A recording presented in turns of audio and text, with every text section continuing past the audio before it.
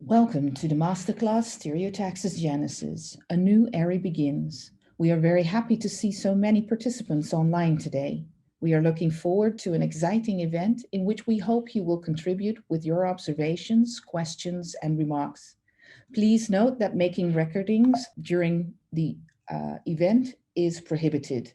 Also, please be aware that physicians may discuss or present information on stereotaxis products or ablation catheters that may not have approval or clearance in all geographies. Always consult product labeling. During this masterclass, we encourage you to participate in the event. Feel free to use the chat functions in the Zoom control panel to pose questions or remarks. To follow the event efficiently, we ask you to switch your view to speaker view in the upper right corner of your screen. And if you like, you can switch to side-by-side view under the view options at the top of your screen. If you drop off from the event, you can always log back in with the same Zoom link. It is now my honor to introduce to you our chairperson and main moderator of the day, Dr. Tamas Szili-Torok, Clinical Head of Electrophysiology and the Robotic Lab in Erasmus Medical Center, Rotterdam, in the Netherlands, and also a board member of SRN Society of Cardiac Robotic Navigations. With this, I hand over to you, Dr. Szili-Torok. Thank you very much, Marluz, for this kind invitation. And also on behalf of the organizing committee, I welcome everybody to this masterclass event. This is the second masterclass event we organized. And this today I represent, of course, Erasmus Medical Center where I work, but I also represent the Society of Cardiac Robotic Navigation. This is a society that we founded a long time ago, first in Europe, and then colleagues in the United States also founded their American arm. And since 6 years, we joined our effort, and now we have the Global Society of Cardiac Robotic Navigation. And one of our major aim and target is to promote robotics. Currently, in electrophysiology, the best known robotic system is the Stereotaxis system. And as you realized, the title of this masterclass today is A New Era Begins. So this technology has almost 2 decades. And in the first history, in the first masterclass, I demonstrated that what happened in this last 2 decades, from a procedure like PVI, which lasted more than 5 hours at the beginning, we could with the innovations we were provided, we could do procedures 6 per day and on an average procedure time less than an hour. But again, technology should go on, and we are all happy working, the guys working on this field, that major changes are implemented in the hardware. And this is the first time when globally people get access to look at it and to have experience, at least remotely, and to see how the new generation of stereotaxis magnetic navigation works. We are very happy that we could do it together with 2 excellent stereotaxis users and 2 pioneering labs. And first we start in Europe, of course, based on the time differences. And I'm very happy also to introduce our main operator today, who is Pekka Raatikainen. He's cardiologist and chief physician of the Pacing Heart and Lung Center, Helsinki University.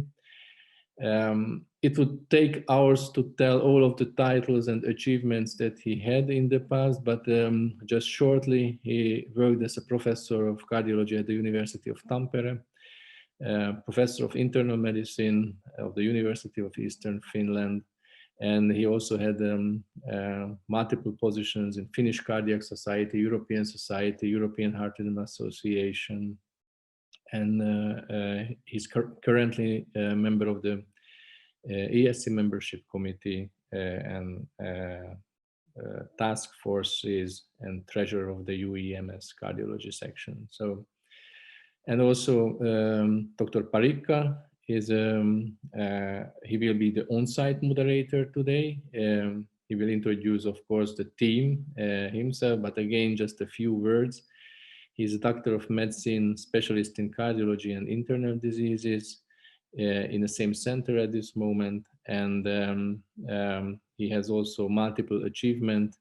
He's assistant chief cardiologist, and he also monitored catheter ablations remotely performed by Pekka. And although they were 6,000 kilometers apart, they say in their introduction, they could heal several patients together. So this is a very exciting time, and I'm very happy to participate in this. Just a few words about these master classes. So as I said, this is the second master class that we arranged. And every 2 months, the Society of Cardiac Robotic Navigation that I just introduced to you guys will arrange a different master class, and the major idea is to show new things or to address common misperceptions. I will give the word to Helsinki, but before that, I would like also to emphasize to the audience that questions today will be exclusively possible via the chat function.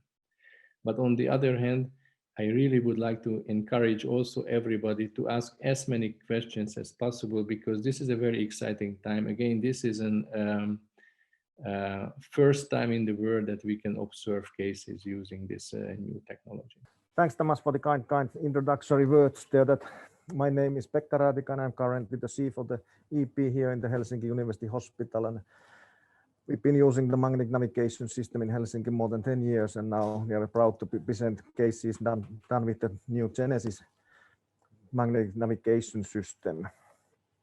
First, I would like to thank Tamas and the Society for Cardiac Remote Navigation for arranging these master classes together with Stereotaxis. So big thanks also for David Fischel and his team and the local guys here in Helsinki, Tommi Fors and Antti Vuorinen for making the practical arrangements, as well as Marlos and Petra for logistical information.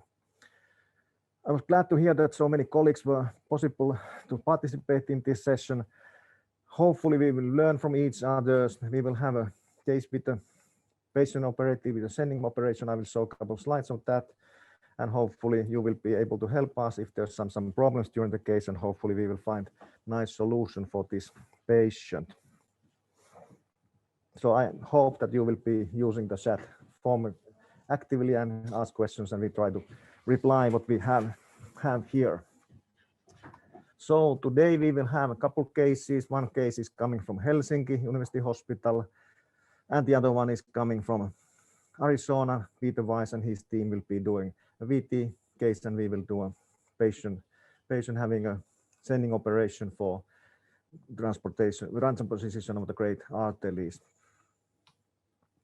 So this is the program, and hopefully we will be in time. We are a little bit late here starting. We were hoping to get everything done a little bit earlier. We had it a little bit complex AV case for the morning. There was a variation.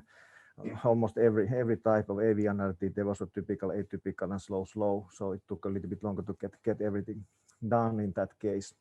But we have put on the sheets in and ready to start the case with the mapping there. But I will first show some slides about our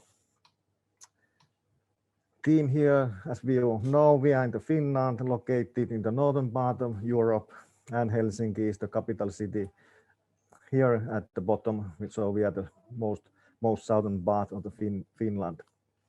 Finland is a long country. I used to work in Oulu, which is more than 700 kilometers north, and from Oulu still it's more than 700 kilometers to the far north parts of Finland. This is the Meilahti Tower Hospital. We are working in the bottom floor of this hospital. There the magnetic navigation laboratory is in the bottom floor. It used to be in the beginning, the magnets were so heavy that it was impossible to install the system any upper floor. So it's the bottom floor, and it's been working well, but we're a little bit isolated here. Few words about our facilities in Helsinki. We have 2 dedicated EP labs. And I think you can start doing a little bit fan mapping. And I was just discussing with my colleague here that he can start doing a little bit fan mapping here already with the case there. So we have a Stereotaxis lab, and we are proud to have the first Genesis magnetic navigation system in the world. In the lab, we have a Claris EP recording system, Cardo version 6. Unfortunately, no newer versions of the Cardo system are supported, and we can't use any newer version of the Cardo in the Stereotaxis lab.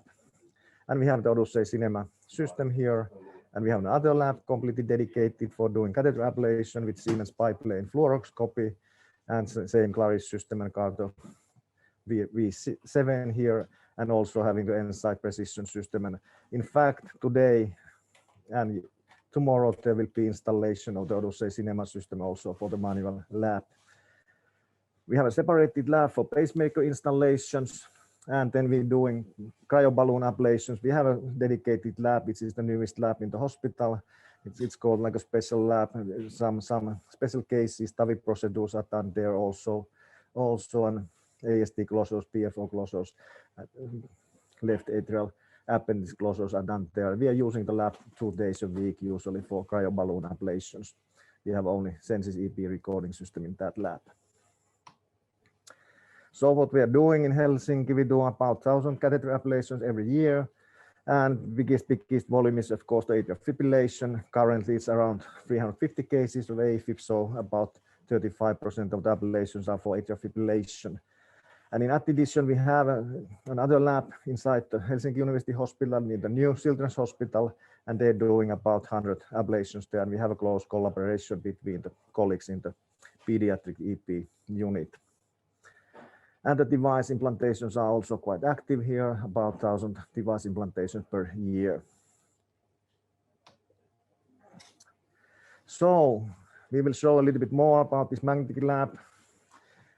The first Genesis magnets and the Omega medical X-ray system was installed here in Helsinki during the summer times, and we did first cases in July, and since then we've been using this system every day very actively doing cases. And currently the most common case in the Stereotaxis lab is the idiopathic ventricular extrasystolia or VT cases. Then we do structural heart disease cases with VTs in these patients, and on epicardial ablations with the magnets.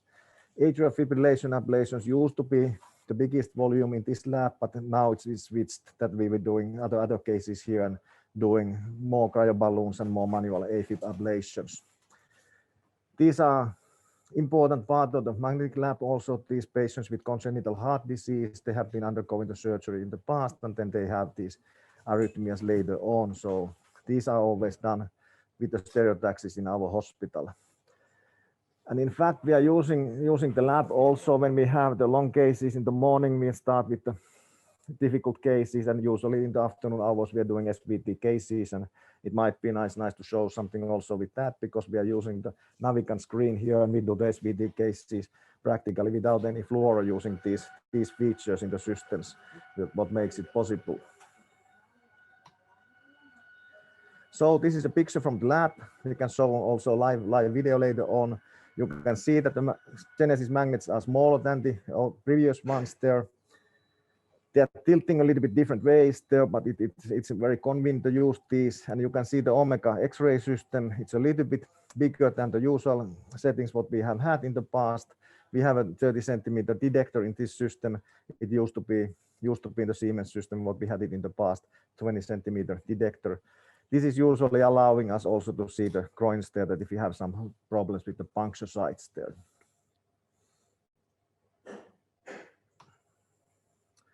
And this is our control room. We can show a little bit video here. This is Hannu Parikka at the front there, and I'm in the back in this picture. We have the Odyssey screen, and in fact, we have like a duplicate of these systems here. And in sometimes when we are doing VT cases, the other one is using the pacing system and measuring here. The other one is turning the catheter and trying to find the critical isthmus there. It's very nice when you have a little bit unstable VT going on, that the other one can focus on mapping and trying to do the ablation, and the other one is ready to pace convert the patient if hemodynamics are getting worse. So I don't go for details in these GUCH patients. That's what we are doing usually. Hannu, Parikka, if we have time, something between the case, a little bit pause or something like that, Hannu will give a general presentation about the treatment of the arrhythmias in GUCH patients there. Just a few things there, that it's very common to have these arrhythmias. Then usually they are coming up later, several years after, or 10 years, decades after the surgery. And these are severe symptomatic quite often, that the patients are feeling really badly with these arrhythmias.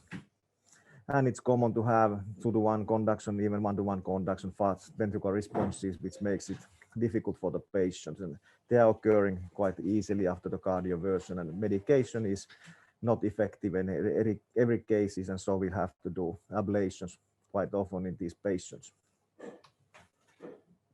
So let's go for today's case. He's a 34-year-old male, little bit northern part of Finland, few hundred kilometers from here. Congenital transposition of the great arteries, and sending operation was done at 9 months age there. And during the follow-up for the first years, there was no symptoms and no signs of complications.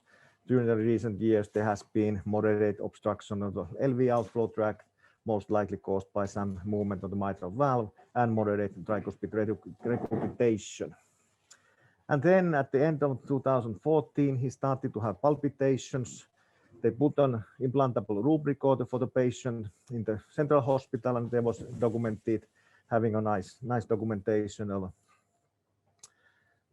tachycardia, regular tachycardia, which had the same complex morphology as during the normal sinus rhythm. This is not the usual way that usually we are doing, perhaps easier the EP study, but it was nice in this case that the ILR documented the arrhythmia. So this is the second EP study and ablation for this guy. In 2016, we did an EP study. We were able to induce 3 different atrial tachyarrhythmias in the patients. They were going around the atriotomy scar, close to the baffle in the right atria, and then also using the common isthmus area between the right and left atrium. We treated 2 of these tachycardias successfully, ablating only from the right side. We didn't go retrogradely or transeptally to the left side there, because the tachycardia, third one, was slow and non-sustained.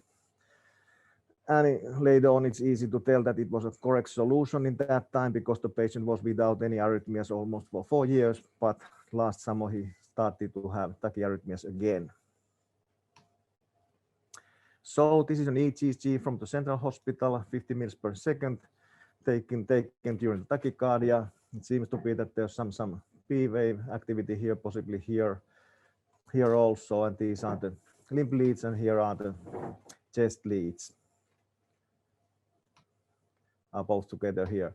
And the morphology of the QRS complex is the same as during the normal sinus rhythm in this case.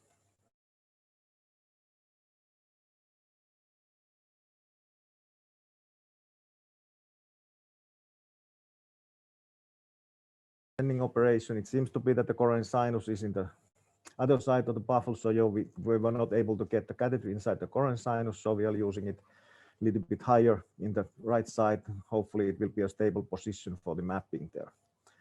Every time when you have patients with congenital heart diseases, you'll have to consider that what is the access to the heart. Sometimes you don't have direct access to the heart, and in these cases, like sending a mustard, you can do the baffle puncture, get to the left side, or with the stereotaxis, it's really nicely done also retrograde via the aorta.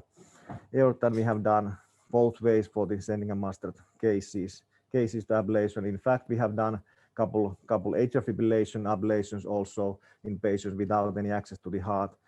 From the IVC, only having the accessory, the venous return to the heart via the GUCH system, and it can be done. PV isolation can be done nicely retrogradely also. It has been shown nicely. So in this case, it's a little bit tricky to evaluate the P-wave morphology during the tachycardia. It seems to be white regular tachycardia, and now we are getting to the EP lab. And so what we will see first, that we can shortly switch to the tachycardia, and seems to be that we have a little bit different situation here. So we'll have to, I have a hypothesis that we thought that we'll have a nice flutter going on, may be wrong, but we will go shortly after presenting that there. So our approach is always that we use the 3D mapping system, and it's done. The mapping is done. We are using the magnetic system there also. And if the patient is in sinus rhythm, when he's presented to the lab, we do like a substrate map before inducing the tachycardia, either during sinus or CS pacing.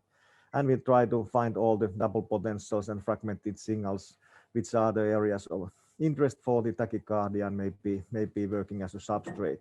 And after that, we'll induce the tachycardia. And often when we have the catheter already in the scar area, it might be possible to start ablating there. And if the patient has the ongoing tachycardia, we do 3D electromagnetic map during the tachycardia, differentiate is it a focal or macrooriental tachycardia, and try to find also all the abnormal signals during the tachycardia. And the entrainment is usually done at the end there. We don't want to do in the beginning of the procedure there because it may convert the patient back to sinus rhythm, or it may induce atrial fibrillation, but occasionally it's done before ablating just to make sure that we have the correct diagnosis. So when we go for the live, we will check a little bit of the stability of the tachycardia, see the activation sequence there. It's not so easy now. We can't have the catheter in the coronary sinus because it's in the other side of the baffle there. And then we will find what is the cycle length. Can we cover the whole cycle length in the right atrium? Will start from the right now, and then if necessary, go through the baffle to the left side. So hopefully there will be focal or macrooriental tachycardia, which we can map today, and then confirm it, and then hopefully successfully ablate it. So perhaps Tommy can turn the cameras a little bit, and we can show our team here in the live presentation. You can start from the lab there. And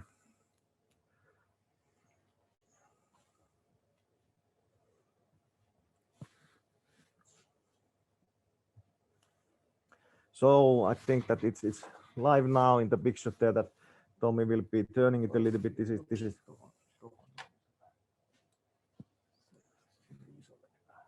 okay. Now you can see also the signals already inside the cardio screen, and here we have the camera inside the lab. The magnets are here. Table for preparation is here, and sterile table here, and then we have the big monitors here, and hopefully you can zoom a little bit, and we can see that we're usually having couple nurses and their working station is in the corner. Today we should have Annie and Laura here, but they are hiding behind the monitor. And you can switch to the control room. The size of the lab is not so big, but it's enough for these cases, and we can have also the respirator inside the lab and do the cases in general anesthesia if needed. Usually AFib ablations and these kind of ablations what we are doing today are done on conscious sedation, and all the structural VT cases, patients with structural heart disease and VTs are done during general anesthesia. Can you switch to the control room? I think we are. I can't see what you are seeing on the other side here, but this should be now in the control room. I'm waving my hand here, and Hannu is working here on the Odyssey screen, starting to doing the case there. And let's go and continue with the case, and hopefully we will find a solution for this guy. Now it seems to be back in the sinus rhythm. It was for a while. Tachycardia going on, and it may be that it's a little bit more simple tachycardia even there that we will find it. Is it working? Pekka, all right. Thank you very Yes. much. So just the feedback, we can hear you and we can see you very well. I hope it's true for all participants. Okay. Seems to be a very excellent and exciting case. But before we go into it, of course, one of the ideas is to talk a little bit, not a little bit, but a lot about the Genesis system. And you are one of the person who has now experience with the Genesis and very long experience with an stereotaxis system. So maybe you can say a few words about patient setup. So whether it's because most of the guys logged in are stereotaxis users, and we are very eager to see the new version. So if you can highlight the differences, the similarities, and maybe now you have enough patients to talk a little bit about the reliability of the system, which is also a very important question. Okay, yeah, we can discuss that while Hannu is starting doing the mapping there. So we have had the Genesis system now for a few months, and it's been working extremely well. We had some problems in the beginning, and still some solution has been looking for some solution, fine-tuning the X-ray system there. And in the beginning, we had a huge problem because Biosense refused to activate the remote magnetic module in the cardio system there. And so we lost about a month there. We had to use the systems side by side. And now we are using the cardio 6 with the fully integrated cardio system like in the past. Big differences between the Genesis and old magnets there, that it's not so huge when you're using the system. It's a little bit easier perhaps to put the patient here because the magnets are a little bit smaller. It allows us sometimes to get the magnets closer to the patient. It may increase the magnetic field there, that it may be better to maneuver the catheter there, but we haven't done any comparison like that. So it's theoretically it's there, but it's difficult to say, is it really working? And when the doctor is working using this Odyssey system here, it's the same.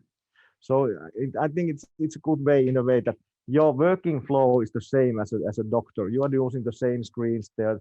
And we prefer always to use the cardio system here because we are always manipulating the catheter using the cardio screen. If you are using an N-site, what has been done also in some other places, and we were considering it during the summertime also, then you have to use side by side. And I think Peter-Weiss will be doing the case later on today using the N-site system, and we will see the differences when you are using the system side by side. Then you have to use this Navican screen for changing the catheter position here. But we are usually having the X-ray background here. We can see a little bit what is going on during the case. And then we have the cardio screen doing the maneuvers, moving the vector with the cardio system here. On the other hand, if new installation is done, I think it's beneficial also that these magnets are much lighter than the old ones. So you don't have to put so much support on the floor. And like I mentioned in the beginning in Helsinki, this lab is now downstairs because it was impossible to put it one floor higher where we have all the other CAD labs there because we couldn't support the floor. These magnets would have been possible to install also in the higher floor. So during the case, we can work almost like in the past. I can't really tell that it's a theoretically that these magnets may be a little bit faster, but to be honest, I can't really see it while doing the cases. It used to be with the first generation magnets, that they were so slow that you can turn the vector, wait and drink a cup of coffee and then continue. But also the Epic magnets, but they were moving so fast that you can't really see that. It's almost like one-to-one movement in the catheter with the Genesis magnets, but I can't really tell you that is it any faster. You really have to do specific measurements to show it. But like you see here, when Hannu is doing the mapping here and turning the vector, the catheter is really moving immediately to the same direction as the vector is turned. Of course, it may have some structures blocking there. I like these new magnets there. It's good that finally we got the integration with the cardio system. What I would like to see in the future is that we would have a little bit more close collaboration also with Biosense, or perhaps the other companies are providing us also fully integrated systems for mapping there. That I know that Atrial is already having system which can be integrated with the cardio system in the stereotaxis system. Sorry, but it's only for atrial fibrillation ablation, and like I mentioned, most of our cases are now not AFib, but it's switching to the VF cases and cases like this today there. So I don't know, Tamas, did answer a little bit your question there. Then if you want to ask some really specific questions about about the system, please. No, absolutely. I think this is what we all want to know, and I think it's nice to hear actually that the workflow didn't change a lot, so there is no new learning curve involved in this. Yeah, I also feel that it's important in a way, and yeah, and if the you have other to completely change your approach, it's tricky and it makes it difficult. And the speed we will see, I think, when we gain some more experience. I have one more specific question about you mentioned the Omega system and the patients with a possible femoral access problem. So I think it's very important that everybody understands that if you want, you can also visualize the femoral region. Is that correct? Yeah, we have had only one extremely tall patient that we couldn't visualize the femoral region with this system there, but that was something that we were really afraid in the beginning, because you can't change the position of this X-ray system. It's there, but with the 30 centimeter detector, when you use it in the normal position, the area is so wide that we have had only one patient we couldn't really see the groin area there. So we've been positively surprised with this, because that was something what we were really worried. What I would have done differently if I had been planning this system, I would have a roof mounted system there, because then you can turn the table higher enough and you can see easily there. But this is a floor mounted system which is approved, having a CE mark and approved in the US. So there's nothing we can do with this. But so far it hasn't been a major problem, and we were really happy with this.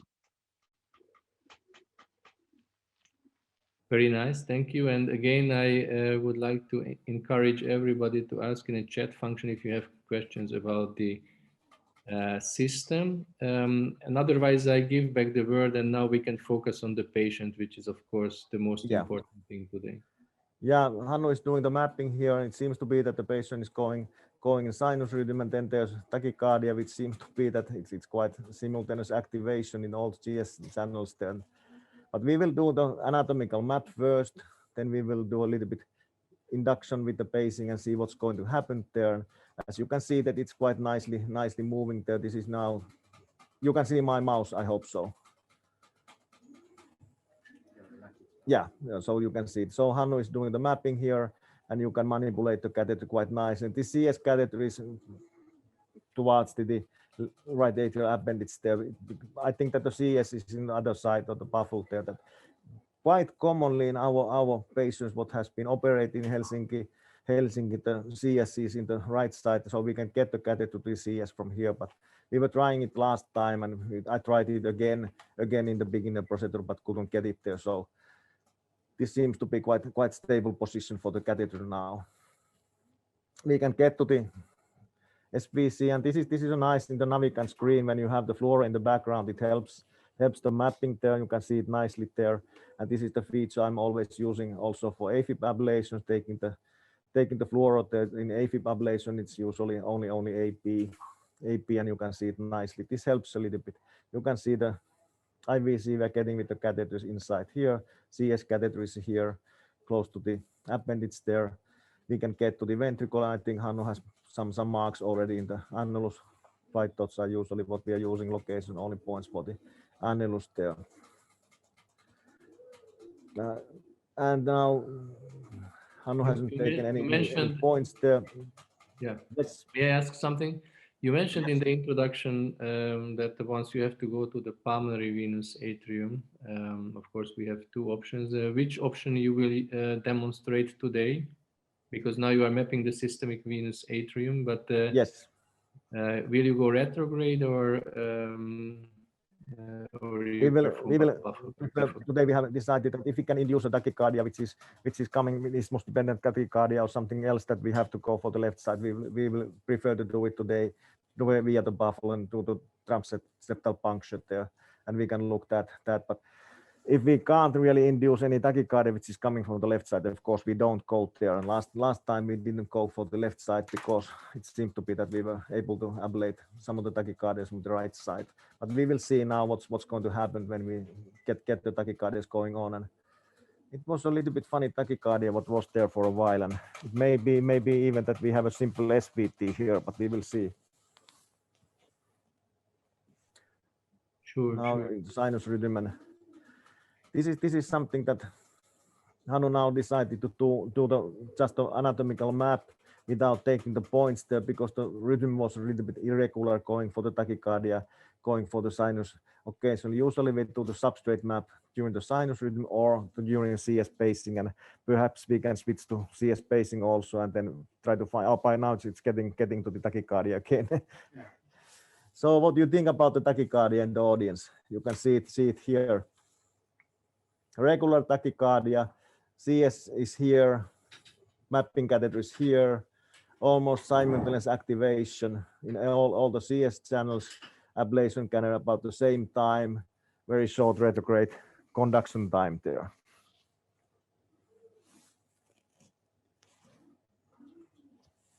Any comments? What's your feeling? What we have to do? There are no comments so far. No comments so far.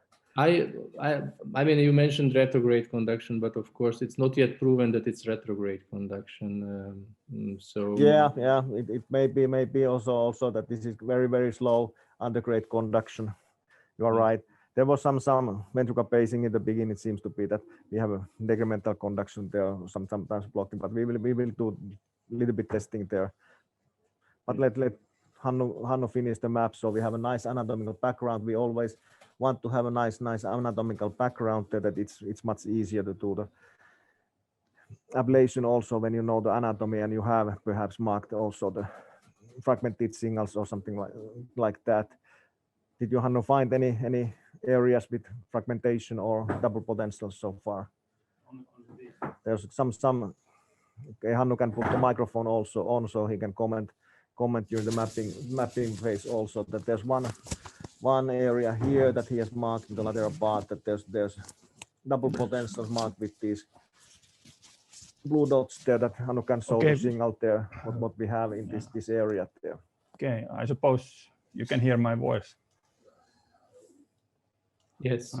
Yeah, okay. The only peculiar potentials I found so far was this, where these two sides of double potentials, they were quite wide distance, but this one here. Oh, actually, the tachycardia is going on. It's not so easy to demonstrate the double potential anymore. Yeah, you can see in the distal part that it's some fragmentation there, but I think, Hannu, if it's so stable, I was telling that it seems to be so stable that we can take some points and map the tachycardia, but now it's gone. So it seems to be that it's so going and staying for a while. Perhaps we can do just some basic EP things, that we can try to pace the ventricle, see what does it look for the VA conduction there, and perhaps we can try also to give some atrial stimulation there and see what's happening there. Okay. I had the impression that the VA time is not that much stable, but of course it's difficult to see it remotely. And it is very interesting. Maybe you guys can comment on, and that shows the difference between mustard and Senning operation in this case, that you see much more healthy tissue. And it's something to do with the way how the baffle is formed in these patients, and it's completely different from the mustard, although the anatomy is the same. Maybe you guys can comment on it.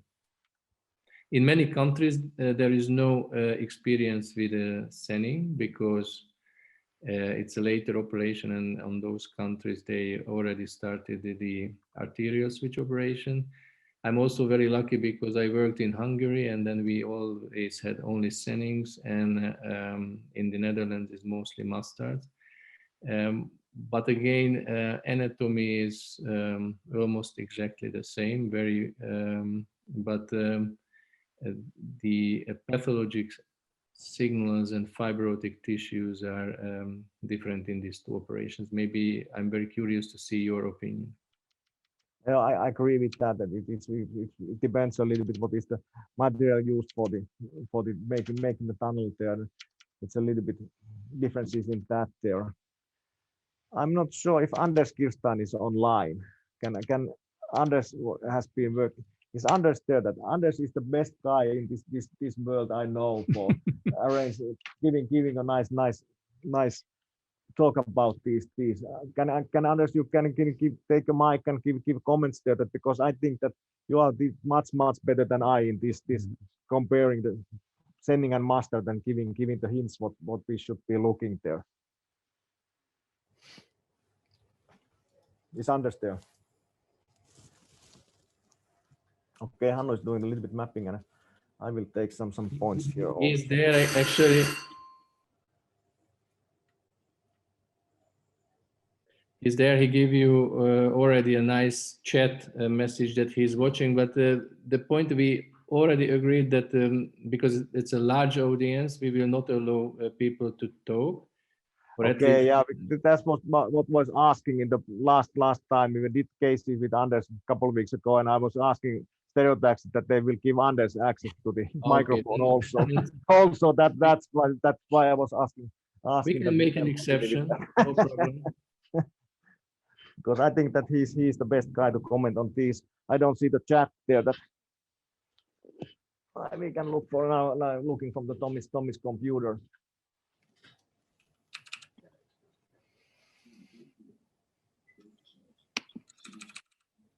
All right.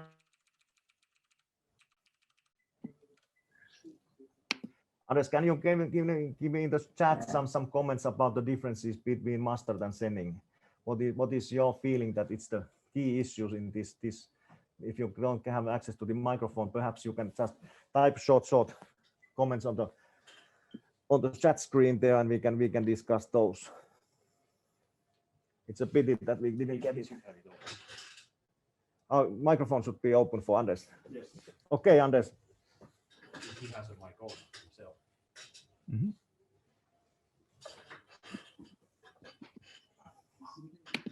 Let's take some of the points here.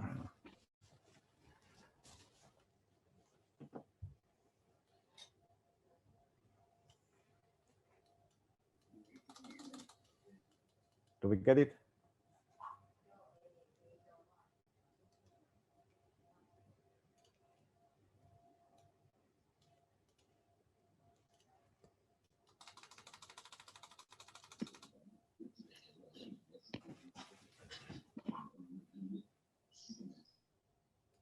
We still don't hear Anders.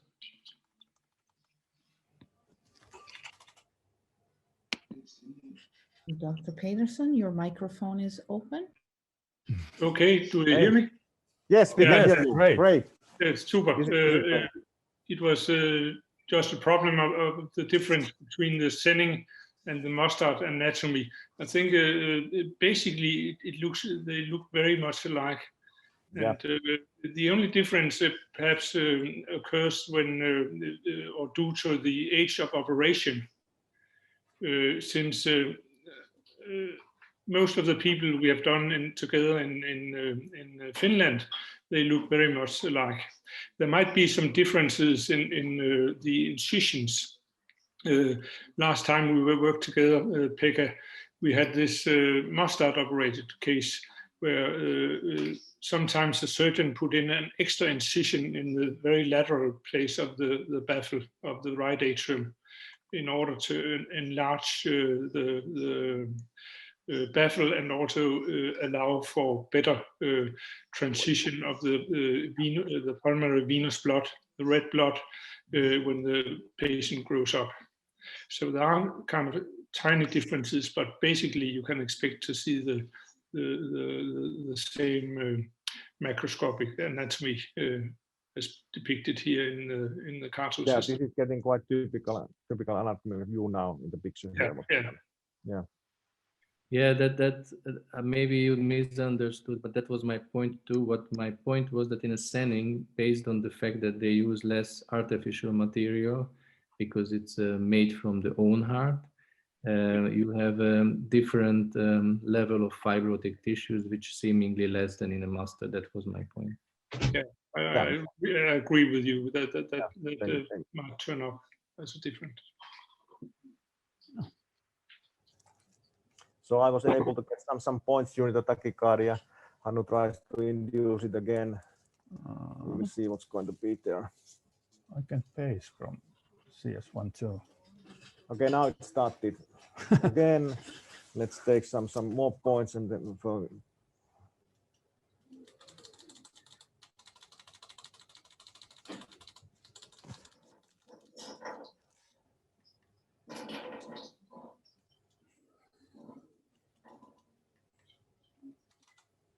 There's areas like here that we have nice double potentials. It was during the sinus also. Here we can mark those also here.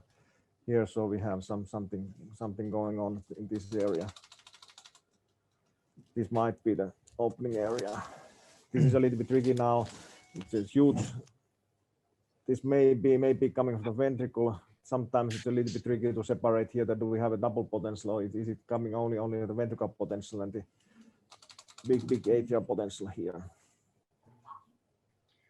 So one of the things what I'm doing in those cases, I make sure that I map the valves, both valves on both sides very accurately, anatomically, because the way how the surgery is performed in those cases, many tachycardias are running in a systemic and a pulmonary venous atrium. Using the tissue, which actually separates them artificially, but it's the same tissue. So in a large amount of cases, even in just a normal isthmus-dependent flutter, you really have to ablate in both atria. That's right. Yeah. To understand this, what I emphasize during the mapping of the accurate identification of the two annuluses. Yeah, that's important there. Usually when you have this right side and you have the annulus located there, and then you take the left side, and usually you'll have to start from the left annulus, and when you have both areas mapped, it's nice to continue towards the IVC area there. And then I don't remember many times that I've been able to ablate the isthmus from the right side. It's quite few cases that we've been able to ablate the isthmus only from the left side, and it's a complete block after that there. But quite commonly, like you mentioned, that you have to ablate in the both sides there. But it would be so nice to have a nice stable tachycardia, and this is not so easy now. The tachycardia is going on and stopping shortly, and difficult to induce it. And may I have a comment here? Yes. Yeah, I really like the way you have annotated these double potentials that you see both in sinus and in tachycardia, because they are really important. They represent the original incision in the lateral right atrium. That's right. Yeah. And this is very important to identify this incision. Yeah. Oh no! Now we got it. Now we got it something else there. That this is much faster. This might be now some macro re-entry, and perhaps we will try to map this. We have to do a remap now and switch completely, and it's about 200. So we can go for minus. This is also very well known, right? Yes. I would like I mentioned in the short introduction there, that you commonly get different kind of tachycardias. Last time we were able to get 3 different kind of tachycardias in this case, and now we have the double potentials already. Now I have an additional question. I don't know whether Sabine will log in or not, but probably she would already ask, is in your routine to implement pre-procedure imaging like CT in those cases? Yeah, that's something I've been discussing with Sabine many times, and I really invite that.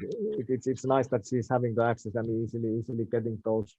We don't have so nice access for this, and it's commonly that we do it without any pre-CT or MRI. I think Sabine is mainly using MRI, and it's really nice if you get a nice MRI pictures, because then you don't get the patient any radiation, and it's really neat in that way.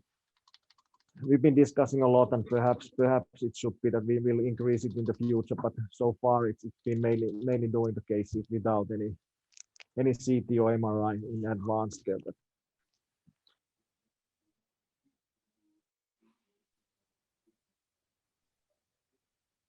and from time to time, of course, as a moderator, I have to go back to the fact that we are demonstrating here Genesis.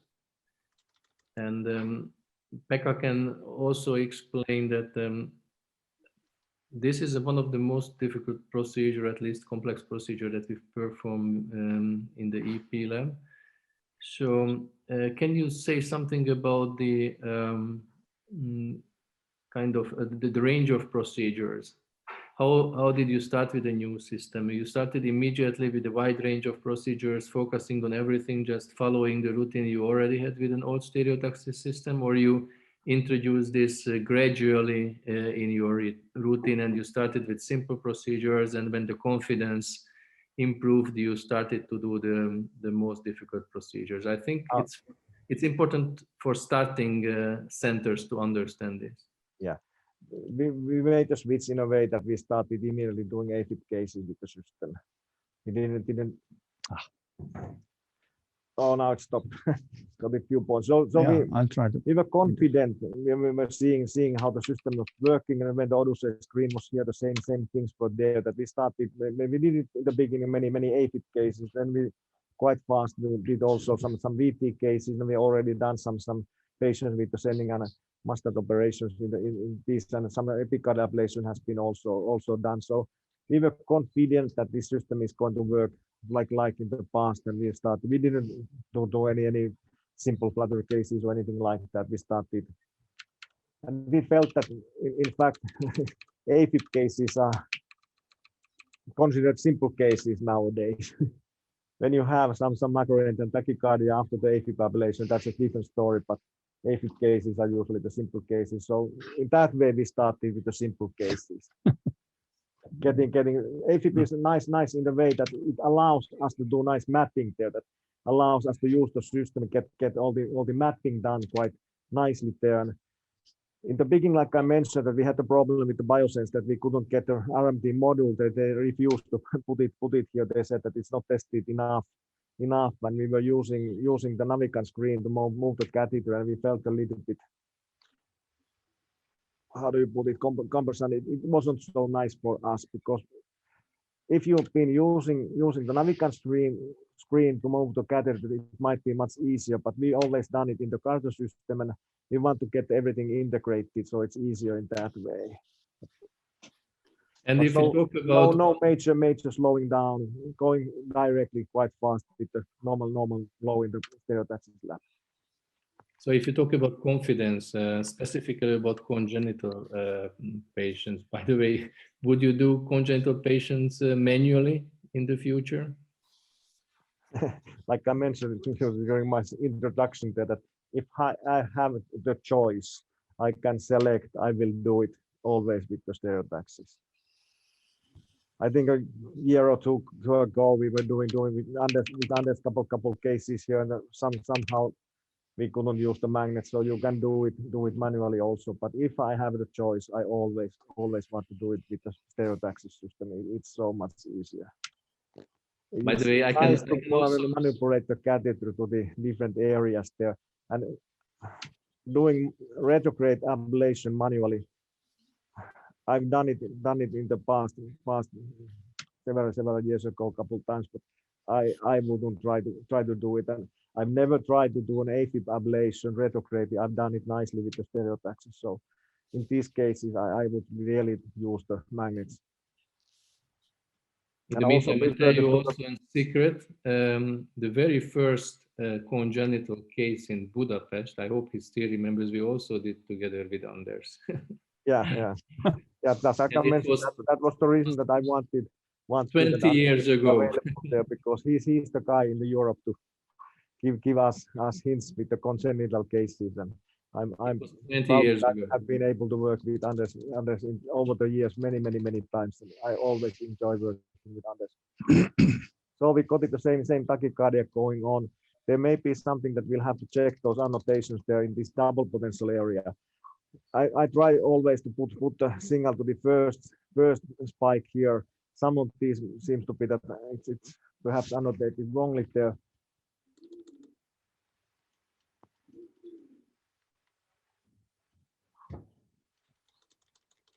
And just to update you, so far there are no questions from the audience. Okay.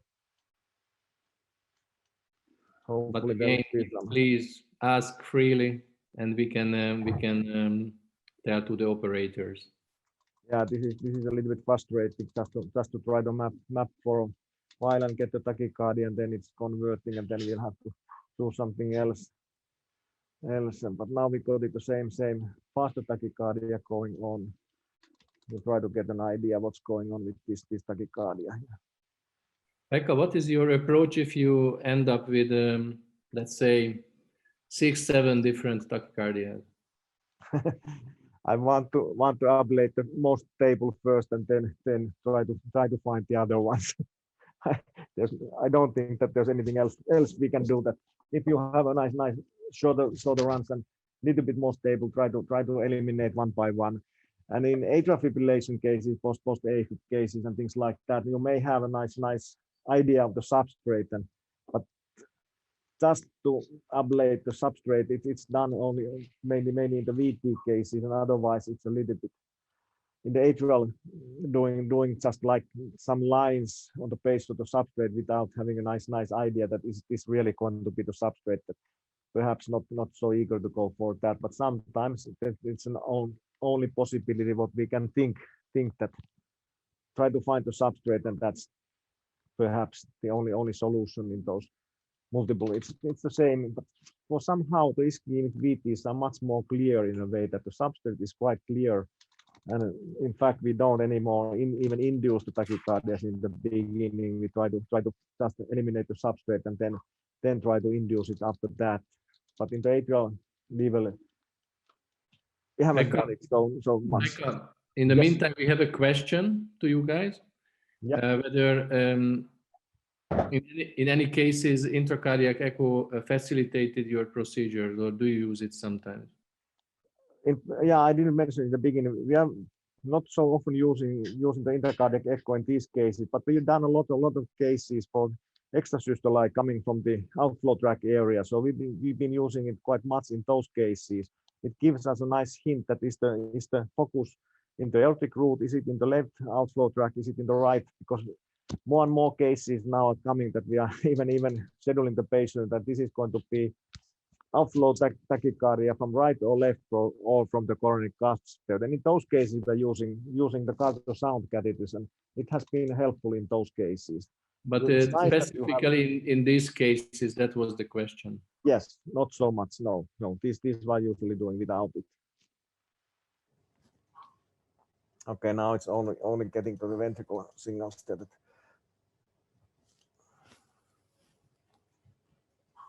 What about you? Are using ICE catheter?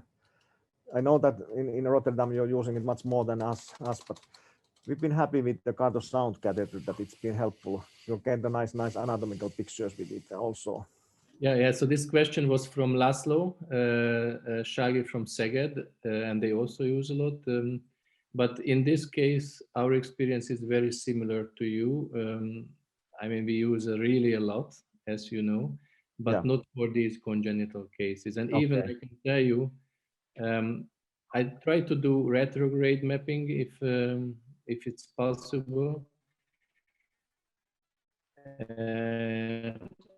But yeah, sometimes you have to do baffle puncture because of valves, for instance, and then you don't get access. And in those cases, I highly recommend to identify the puncture site with a transesophageal echo rather than ICE, and asking a congenital specialist, because you can they know those hearts echocardiographically much better, and with ICE it's very difficult to get the real optimal spot for the puncture. We have a nice experience in here. We've been using it. There's an available very thin TEE probes. They're extremely thin, and you can put it via the nose without any general anesthesia.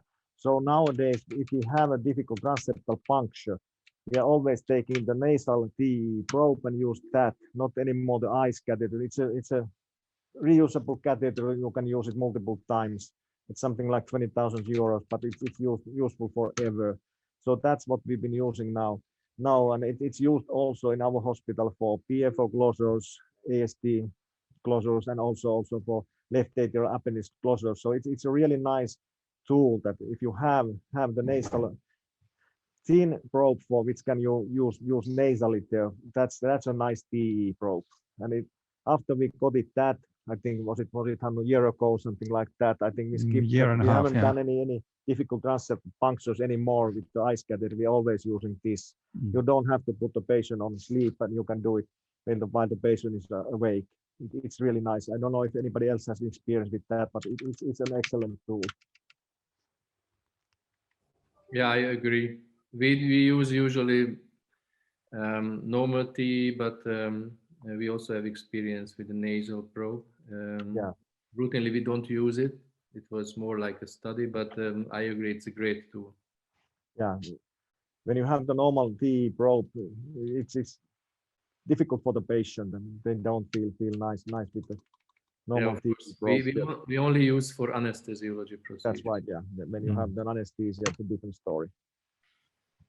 Okay, this seems to be the other tachycardia now. This is the slower one.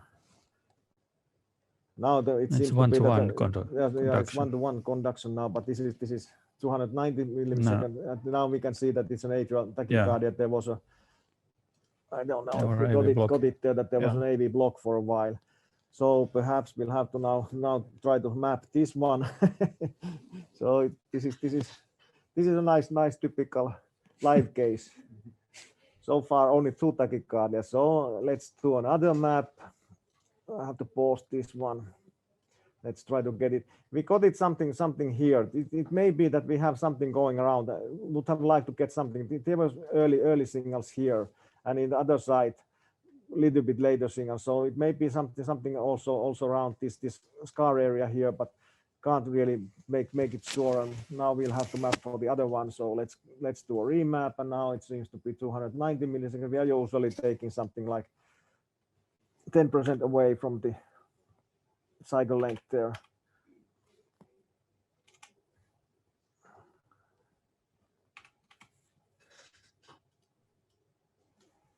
So my question becomes very relevant. What will you do with the 6th or the 7th tachycardia? Yes. So far we have only 2, so I can't answer yet. Oh, now we are getting another. Oh, it's stabilized back. That it seems to that it was already getting almost like atrial fibrillation.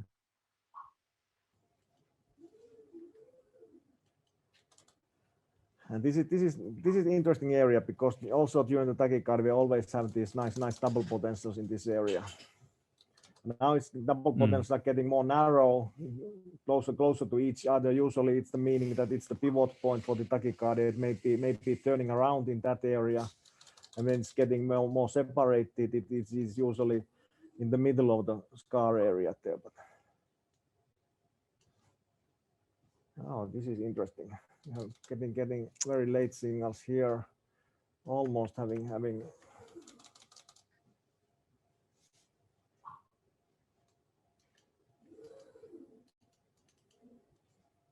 still going on.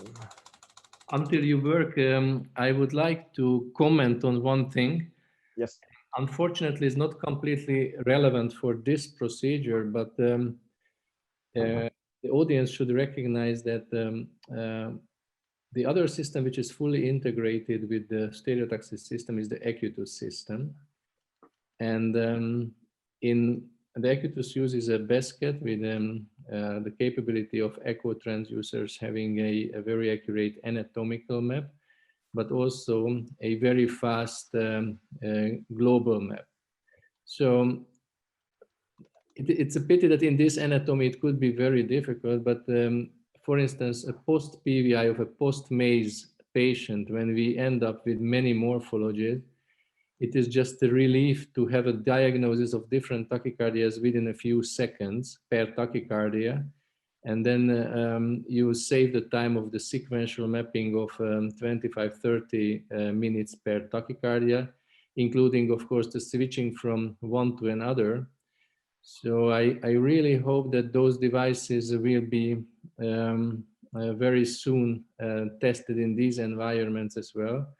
Here there are some anatomical problems, and it's very difficult to put in the target chamber in many cases. But again, the ones who use those global LA of global array mapping technologies would feel it as a relief. And the other thing is, when you have a lot of scar tissue, it is very difficult to determine the isthmus of the tachycardia during sequential mapping when it becomes too complex. And with those mapping systems like the Acutus, you can very nicely identify.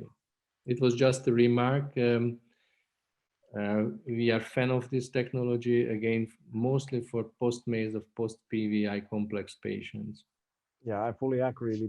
It's a really promising technology, and you can get extremely fast anatomical maps with it. And hopefully it will be that we will get the system also in a level that it can be used also in the ventricles there. So far it's only useful in the atrial site there.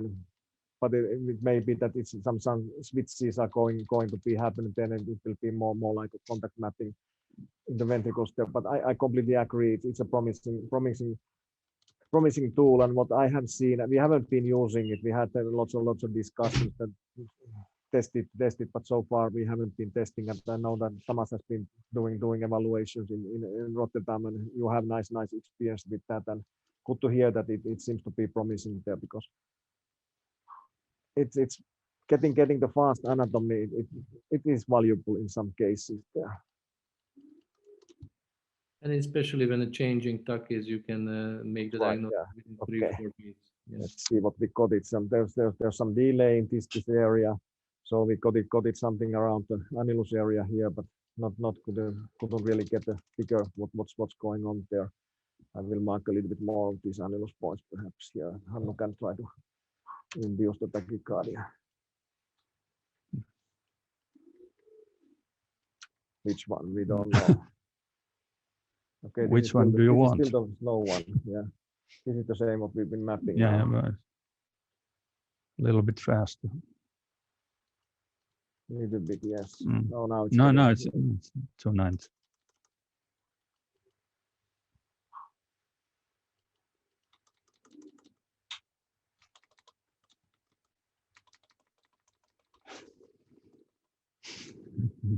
Any other questions? Please use Q&A or chat. Then I would like to have a very provocative question. Yes. I'm not sure that you read it, but we recently published the paper, that paper was initiated from based on my frustration in those cases, what you are actually doing now, a few years ago. And in these cases, I apply many times similar technique as in the VTs, almost like scar homogenization technique.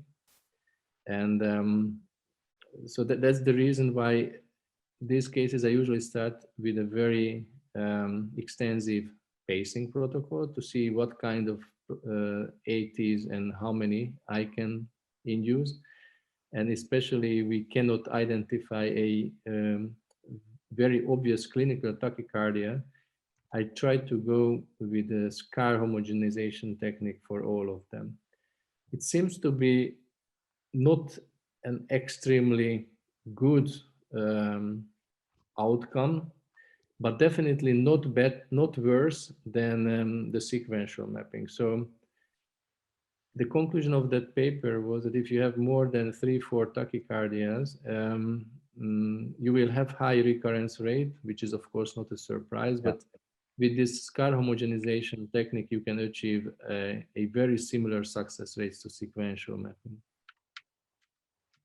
Yeah, I mean, in these cases, it's a little bit difficult now that only on the base of the substrate map that you have to go now also to the pulmonary atria and try to map that. And now what we have here is this line of double potentials. Last time we were ablating from here to the inferior vena cava. It seems to be that there's some delay here. I don't know. Should we get rid of these double potentials, or what would be the target for the ablation here? Don't have nice long fragmented signals here now. Only this is a narrow double potential, a little bit broader double potential, quite narrow double potential there. That, like in the VTs, you may have nice fragmented signals, or you have these late potentials here. That what would be the target here? Do you think, Tamas, that if we can't really map these tachycards, we should be doing something for this one, then go for the pulmonary atria, map that, and eliminate all the double potentials, or what might be the solution?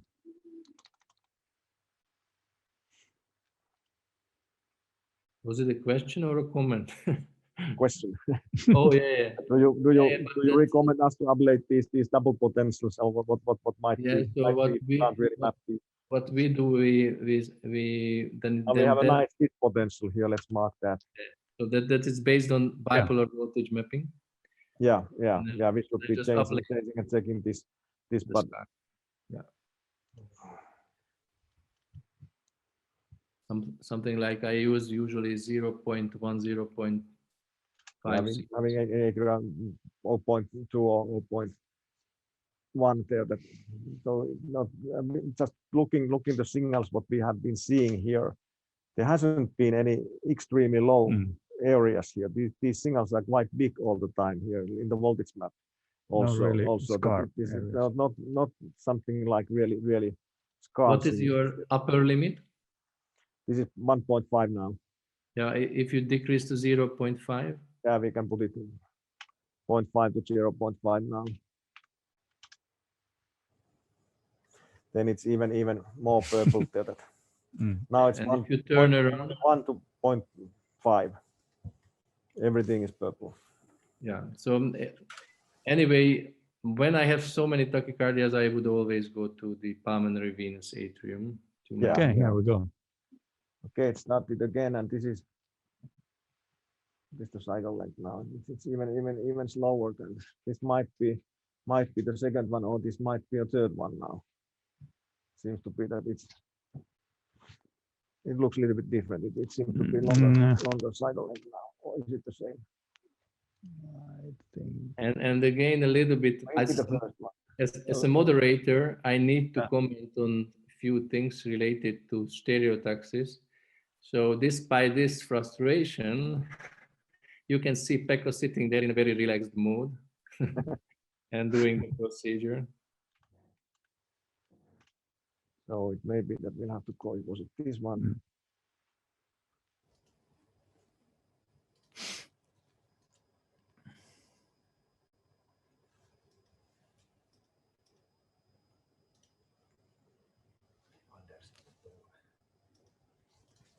Pekka, there is a comment from Anders that he would definitely go for completing the line of double potentials. Yeah. To IVC. Yeah. So far, I'm not completely sure that how much do we have there, because it seems to be that there's a delay here. You can see that it's really delaying in this line there, but I think that's something that we can do there. That try to find. Oh, now it's switched. Is it still the same? This is now the slower one.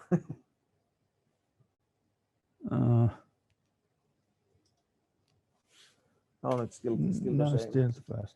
It's still the fast one. Okay, let's try to map now those to the double potentials here. What we can see here. Hopefully we'll find something. And now we still see the.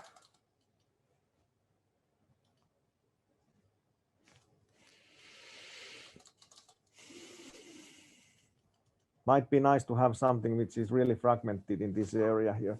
This is getting now almost like the pivot point again. It's getting very short distance between these potentials.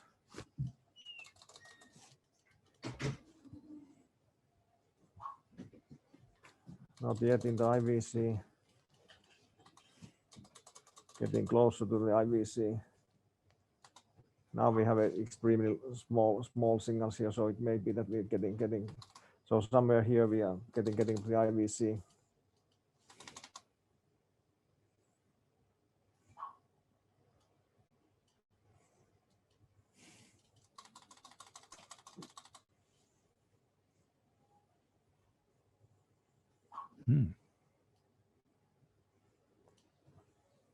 It's always nice double potential. Let's go to the other side. Is it really delaying or not?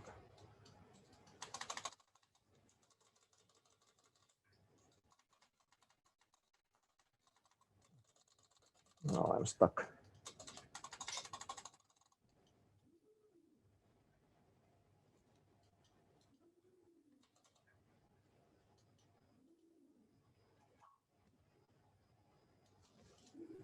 So it's in the middle there on the other side of the line. I need to go to the other side of the line. Line of the double potentials, I mean. Not so much difference. Again, a comment from Anders. What's about trying some entrainment? Yeah, we can do it. I'll just take a couple more points in the area here. I think in this case, and I am really fan of entrainment. I really think that's the most important part in this procedure. Yeah. In this particular case, I think the chance is very high that it will convert the tachycardia to another one. But anyway, it's happening all the time, so we will not lose anything with it. Okay, we have a quite nice atria here on the top of the double potential. We can try to pace here. The cycle length is now a little bit different again. It's 280, 300 milliseconds. We used to have it at close to 200 there, so it may be that we have a different tachycardia, but we can see what is the PPI here. Hannu will pace and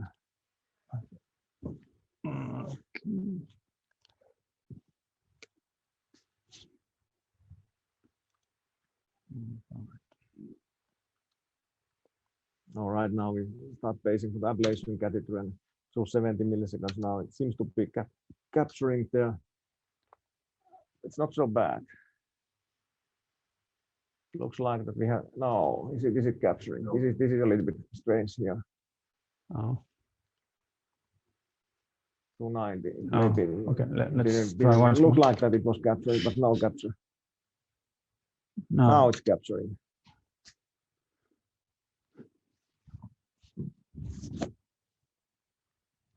That's the V, and this is quite nice here. 300 milliseconds. Mm-hmm.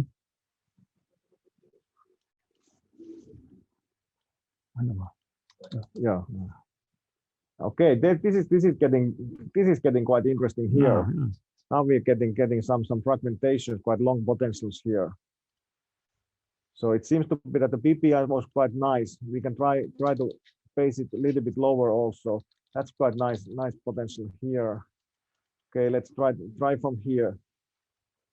Yeah, now lower. So if it's going around this area like this, we should get a nice PPI here also. Was it capturing? No. No. Big signals, hopefully we can capture. No, it's capturing. Yeah. Oh, it's long. now it's extremely long. And I must say, it's not particularly pathological signal over there. It's no. Even if it's part. You'll have to have a nice signal to be able to capture there. But here we had it a nice PPI. There it was a little bit bad. In the meantime, I would like to introduce Pete, who just joined us.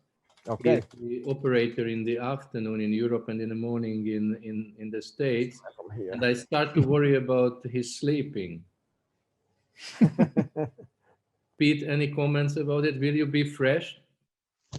Oh, hi, good morning. Yes, I was able to just get on, or good afternoon for you. I think we were capturing.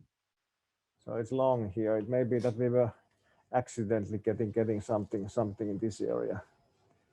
It seems to be quite long PPIs close to the double potential line there. Let's go back here. because I think that we had it the best PPI here.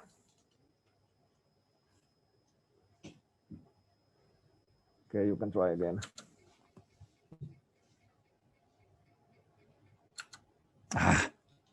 Okay, we got back. So this was a quite interesting area here. This was the area that we really had it something that it's really long. It's almost this is already long, but it seems to be that there's something going on. Let's check that. What does it look like during the sinus rhythm there? It's a nice double potential here during the sinus. And now it's when it's getting there. This is really fragmented. I think that this may be really having something to do with the arrhythmia here. Mm. This is something I would like to homogenize, like Tamas was telling there. But is it enough to do it only here? I'm not so positive. Mm. So we were not able to make sure that we really have a reentry going around here. Otherwise, this is not so nice. Pardon? Sorry, Tamas, I didn't hear you. No, I just said, but if you do, it will definitely not hurt. Yeah, that's right. Yeah, perhaps we can try to induce the tachycardia, and then we can try to ablate here. Does it, because it's always nice to get some feedback there. That if we can get that faster tachycardia, we can try to what is it? Is it a gap in the line, double potential line in this area there? Completely agree. I do the same always. Okay. All right, let's try to induce it, and I'm go to that area now. Oh, we got it the first tachycardia now. So I didn't mean that. We have a nice double potential here also. This is the other tachycardia. This was what we were not in the beginning. No, it's stop. Okay. That's not stable. Let's be careful. Hanno is a little bit bad with this pacing. He doesn't know which tachycardia has to be induced. Inducing the wrong one. Oh, yeah. Now I'm going to induce the right one.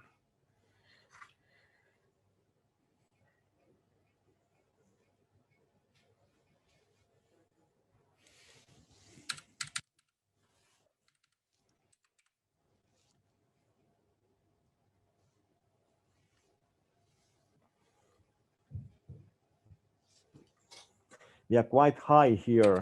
Usually what I'm always doing is that if I have something might be going around the atriotomy scar here, I try to connect it to IVC, not to go for the SVC. Usually, I don't know, for example, here, if we go for the SVC, connecting the line there, and perhaps we have already some at least delay here in this area, that do we really get the sinus rhythm still working there? You may get the sinus to the other side of the line completed there, but usually I'm always connecting the scar, even in the patient with ASD. It's the usual way, always connect to the IVC, not to the SVC, even you have a short distance to both ways there. Mm-hmm.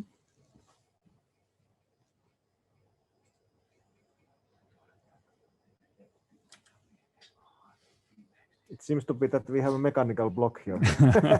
Can't induce anything.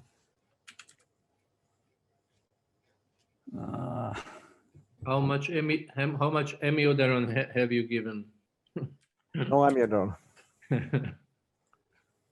Yeah, that's usually also the problem, that if you have already fully loaded the patient with amiodarone, it takes so long time to wash it out. But he's not been taking amiodarone, luckily. No, I was just teasing you. Yeah.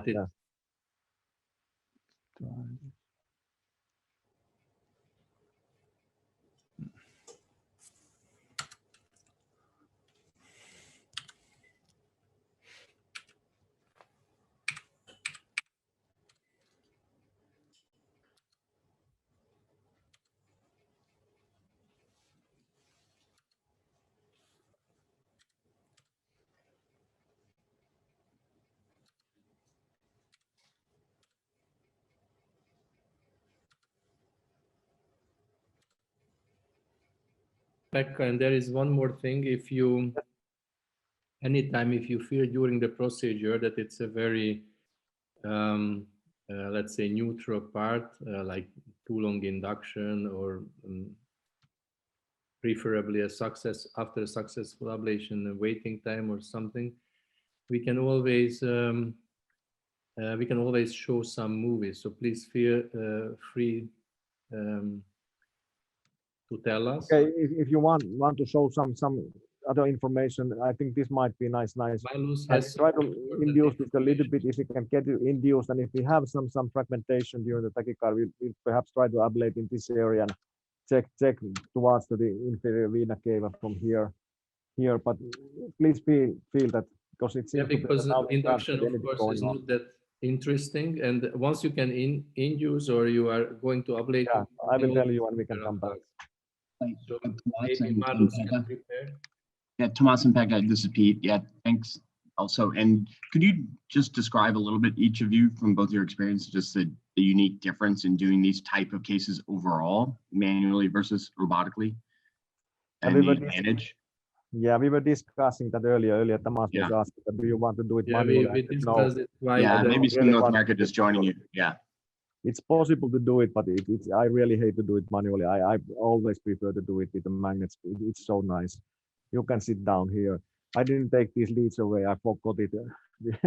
But usually it's so nice that you can relax and you can do the cases and you can do the PPIs. But we discussed also in the beginning that this is usually the setup, that when we have a difficult cases like VT cases, that we are doing it like this, that Hannu is either of us is sitting and doing the pacing and trying to induce the tachycardia. For example, for the VT cases, this is really nice way that the other one can move the catheter fastly and try to find during the hemodynamic unstable VT, find the diastolic potential, ablate there. You have always something like half a minute or couple minutes that you can do the mapping there. So it works nicely.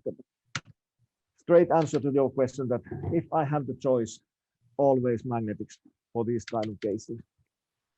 Yes, same here, Pete. I just simply don't do it. So even when we didn't have access in Erasmus for 3 years, I took personally the patients to Amsterdam where there is another system, and we treated the patients over there with Mukti Arkan, another physician. And I simply don't want to do it anymore manually. Having said this, I did this as well back to Budapest. And for instance, without baffle puncture, you may access the pulmonary venous atrium, but making a complete map is almost impossible. Lucky enough, if it's an isthmus-dependent, it's a cave tricuspid isthmus-dependent flutter. In these cases, when part of the tissue is in the systemic venous and another part in the pulmonary venous atrium, is that part you can reach. So actually it's possible to ablate, and it's still the most common arrhythmia in those cases as well. I mean, with this system, you can map very easily all of the pulmonary veins and everything. So no way that I will do it manually anymore. Okay, we got it the tachycardia now. It seems to be that we had something going on with 300 milliseconds. This is close to that one. So it's the fast one. But this is the area what we had it nice, really fragmented thing out there. And best PPI was here, but it was a little bit worse. But we decided now that we will give a short ablation here and see do we get anything there. And like Anders was telling in the beginning, perhaps we'll try to eliminate this line of double potential completely there. But I will start with this spot here. There's a nice long signal here. We all very excited. Yeah, I'm not convinced that we will get something going on in this area here, but usually when you have a fragmented signal like that, and if you are really in the gap, it stops almost immediately here, so we don't get any response here. But it's funny to look at this signal. Look for the double potentials. It's getting wide here, and there's no fragmentation anymore. So something is still really happening in this area, but what does it do when we had this fragmented signal in the beginning of the ablation? Let's go for the beginning of the ablation. But the activation sequence is not This the is same. Yeah. It was in the beginning. From the beginning, it wasn't the same. Yeah. So this may be the third one. Yeah, this looks like this CS is activating differently than in the beginning. Hannu was telling that this is the third tachycardia, and I agree that this is not the same what we had it. It was different. This is clearly distal to proximal here. Mm.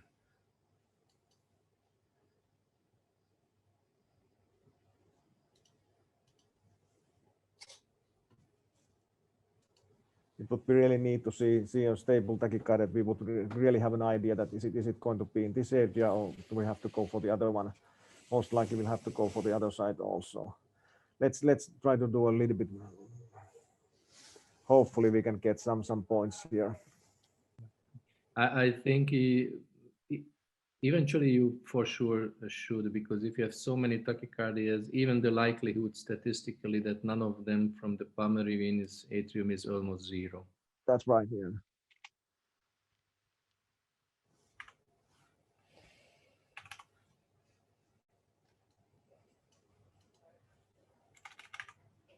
Pekka, in the meantime, there was a question from the audience, and this is a very important point, by the way, in all stereotaxis procedures, even if it's not related completely to the case, but can you explain your power and irrigation settings? Yeah, we usually have the irrigation is the same as usually, starting with the 17. If you have an increase in the temperature, we will increase the power.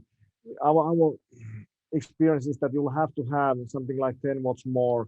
So if I'm ablating manually with 30 watts, I will start with 40 watts. If I ablate 35, I'll start with 40 watts. So I always have a little bit more power when doing these cases.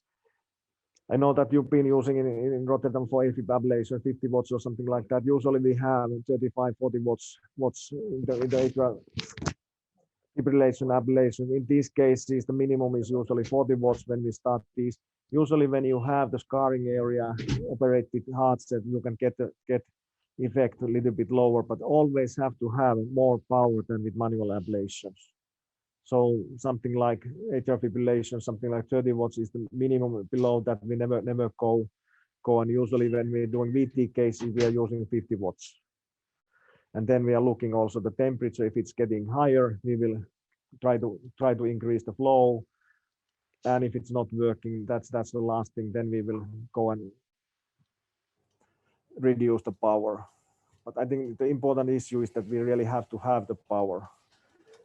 I think in the beginning it was the bad point which made us fooled in many places. The stereotaxis was telling us that you have so stable catheter contact there that less power is enough, but I don't believe in that. I think that we'll have to have more power with the stereotaxis than with manual ablation always. Yeah, I can only agree with you. And I think we proved, all of us, in the last 10 years that that's the case. Yeah. I agree completely. And for AFib, we will commonly even use 50 watts on the anterior aspects, and with posterior aspects 35 watts. In the US, we for above 30 watts, we end up having irrigation at 30 actually as well for this catheter, just from the IFU and how things are set up in the US. In the ventricle also 50 always. I think you do have consistent stable focal contact, but you do not have 30 grams of contact force, right? So I agree that a little higher is important. I would also say that in spite of that, it's exceptionally rare to have a steam pop. Have you guys had much experience where you end up having a steam pop with this catheter? I think it's exceptionally rare actually in comparison to a manual catheter, in spite of using higher energy. Yeah, I agree with that. It's quite rare. But I still you'll have to watch a little bit what's happening with your temperature there. If temperature is getting higher, you have to stop ablating there. I think that usually the temperature is getting higher before you can see the increase in the impedance there. So we're always looking, and our goal is that always the temperature is below 40. If it starts with 40, you'll have to do something. something. And I think that's one of the reasons that if you are in a pouch there that irrigation is not working, that we don't ablate there, then we don't get the steam pops. But do you remember when you have the steam pop with the stereotaxis catheter? I've never had it. Yeah, it's extremely rare. Right, I would say almost never. I never remember that. No, I really have to think that Yeah. it may be that there has been something. When we occasionally do the typical flutters after atrial fibrillation, ablation, then go for 50, 55 watts there, try to ablate. I think that it may be that I have had something there, but I don't remember for sure. No, I agree with a temperature control set at 40 degrees or 42 degrees and automatic shutoff, that it's exceptionally safe in that way. Yeah, I think it's very important. So I agree. I saw a few times in my life steam pump with stereotaxis catheter, and all of them were then at the time when we had the maximum temperature set to 47, and now we have 43, and never saw it. Onko se täällä sitten niinku kuitenkin niinku tässä? Okay, it started again. Is it the same? No. Sequence is the same.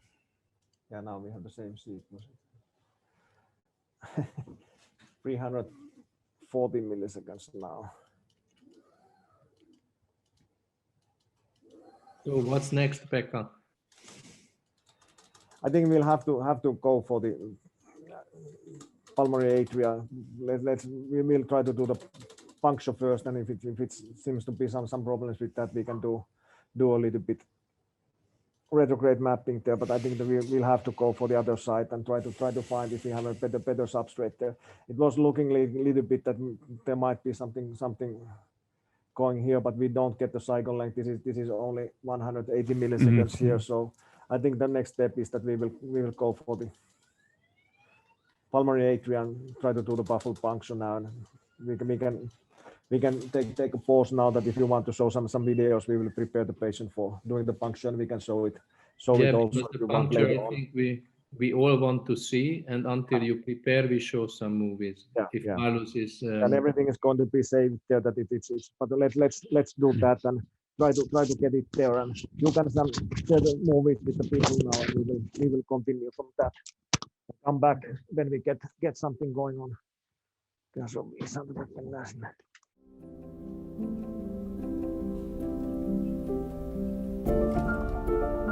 Introducing Genesis RMN, Stereotaxis' latest innovation in robotic intervention.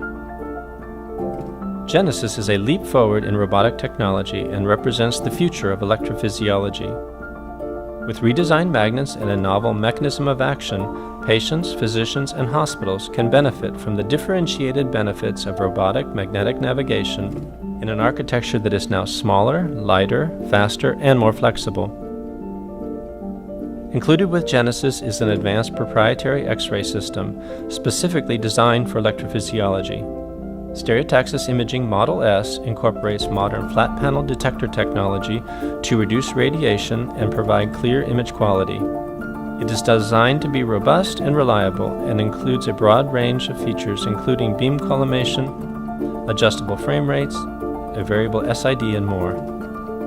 The Genesis RMN system utilizes smaller magnets that rotate along their center of mass. This allows for unprecedented responsiveness to the physician's control. Across a broad range of navigational routines, the Genesis system is 70 to 80% faster than Niobe. The entire system is significantly smaller and designed to improve the patient and lab experience, with greater access to the patient during the procedure. The full-suite Genesis RMN system provides the most advanced capabilities in robotic magnetic navigation in a more accessible and affordable package. Visit our website at stereotaxis.com to learn how the Genesis RMN system can drive patient care and practice growth at your hospital.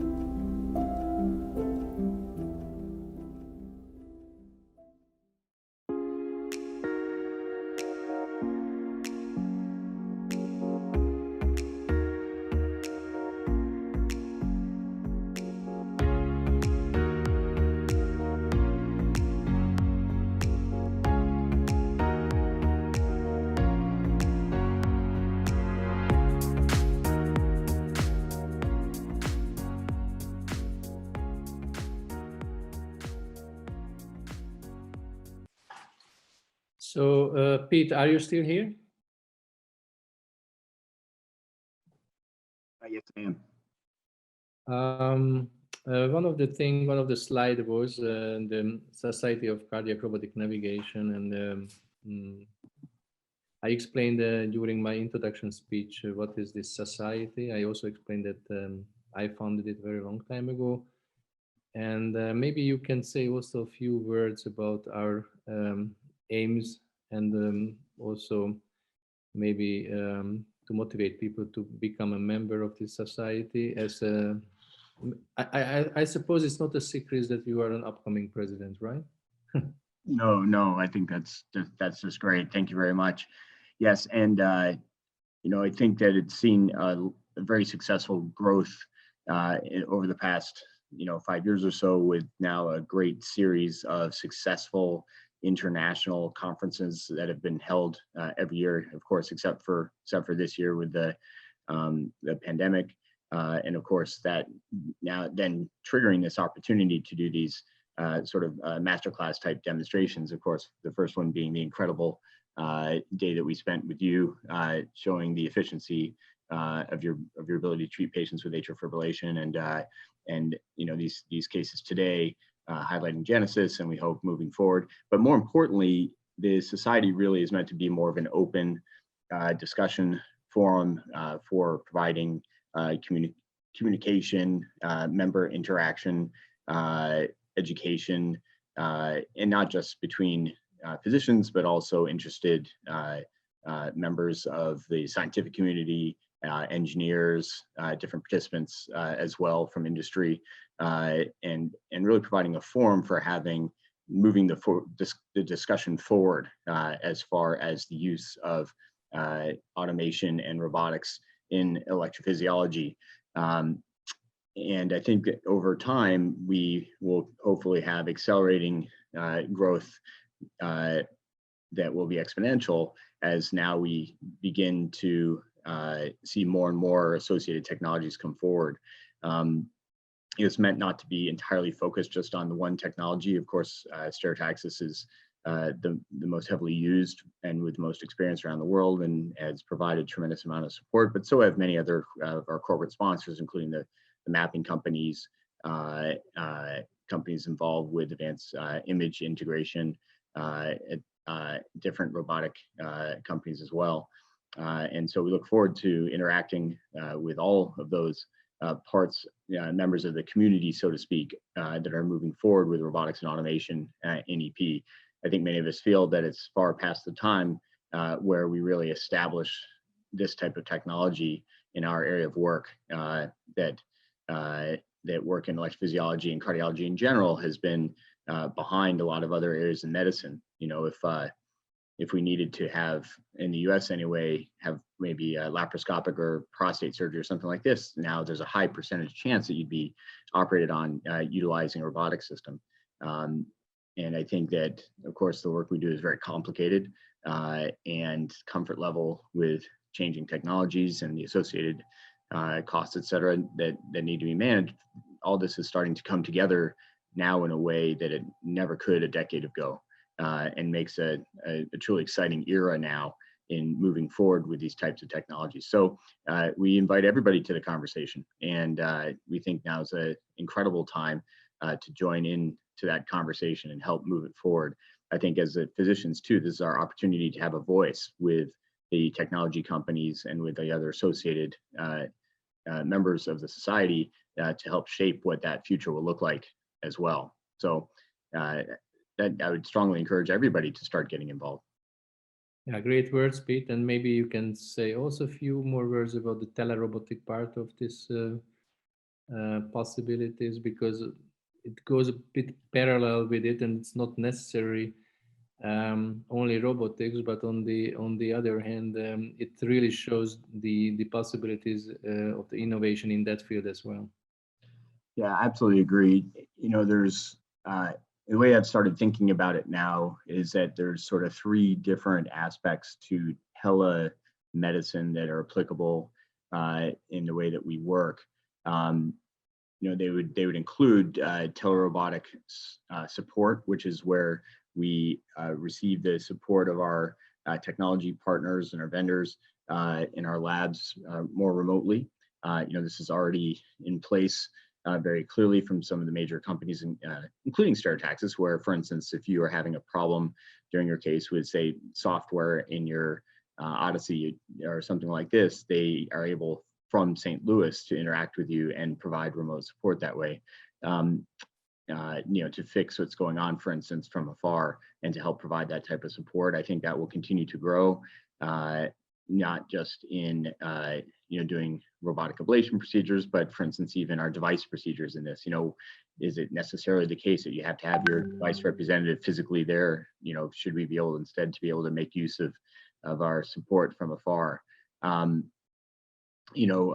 one is telerobotic support. The other is telerobotic peer-to-peer interaction that still is short of actually doing telerobotic surgery, but how can we get involved with working with each other across, without the barriers of time and distance?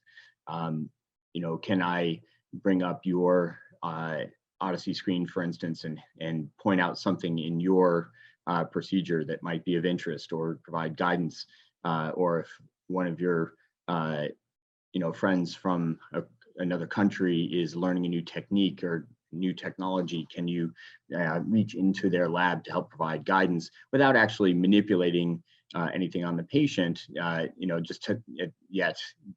Just the aspect of telerobotics peer-to-peer support and education, I think, will be key, certainly for training fellows, et cetera. And again, we're moving toward that, but you really need to have all the pieces put together to do that. It's not just enough to see what's going on in someone else's lab. I think it's going to be important to be able to reach into their lab and manipulate the data streams, and for instance, be able to scroll through their recording system to point out certain electrograms, or to rotate around a map or something and point at something. I think there's a lot that could be already done that way, that we should expand on. And then third stage and final stage would be actually telerobotic surgery, right? Yes. 1 second, we will come back to this. Don't forget what you wanted to say, but I got the message that Helsinki is ready to show. Yes, we want to see what they're doing, please. Absolutely. But we will come back to the third point. Yes, sir. Yes, Helsinki, we are here also again line. Hear me now? Online. Okay, are we online? Yes, we are. So we made a baffle puncture here. I hope that I find the correct position here in the screen here. I was scrolling down from the cinema system here. We have the seat. I put the seat here in the right atrium. Now still the ablation catheter, it was almost in the same position as we want to get the seat. So we will be pulling the ablation catheter away. And the seat is here. I will take it a little bit higher, and then I put the dilator there. So now you can nicely get to the SBC here to do any puncture. So we'll put the dilator and seat here, and this is very anteriorly. The arrow in the needle is pointing up. So you do the puncture very, very anteriorly. So it's pointing up there. It was a little bit tricky. Let's go now. It looks quite nicely there, but it didn't really stuck there. I was manipulating a little bit, gave a little bit contrast there. Now you can see that I'm trying to get it stuck to the septum there. Now it's still slipping away. Finally, I got it somewhere here that it was nicely stable there. I gave once a contrast there. Didn't really go through. We can perhaps go. I don't remember now that how much we have here. Can you enlarge, or you can't enlarge anymore this one? Pardon? The X-ray. X-ray is this now. I can't. It's in the cinema system. This is recorded here. Oh, okay. I can't do it anymore. So we are usually having the AP, and what we are doing is that we have the right atrium map. I'll put the ablation catheter in a position that this might be the puncture site. Then it's nice with the fluoro that you will go anterior to the same site there. And when it's AP here, you should be coming through from here. Now it's getting a little bit better there. Still slipping away. I manipulate a little bit more. Let's go 30 seconds more. Maybe that it was okay. Now let's go back. It seems to be that I'm already in the left side.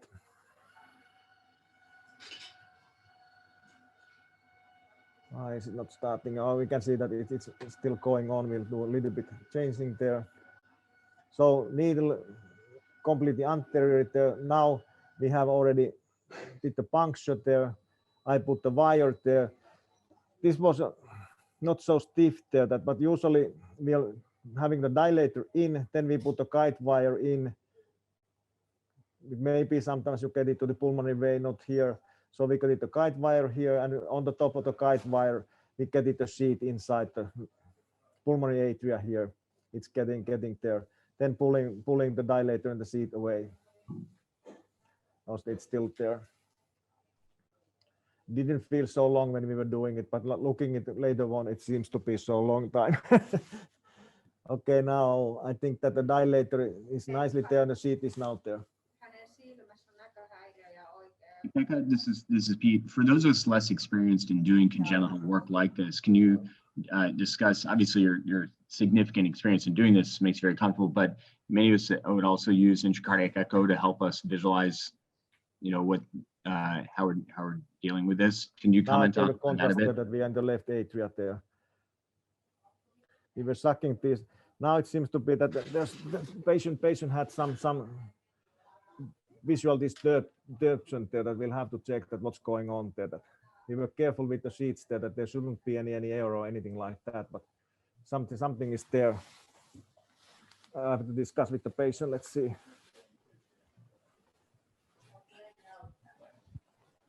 Yeah, I also wanted to ask that, Pete, because we use Genesis of Atrial.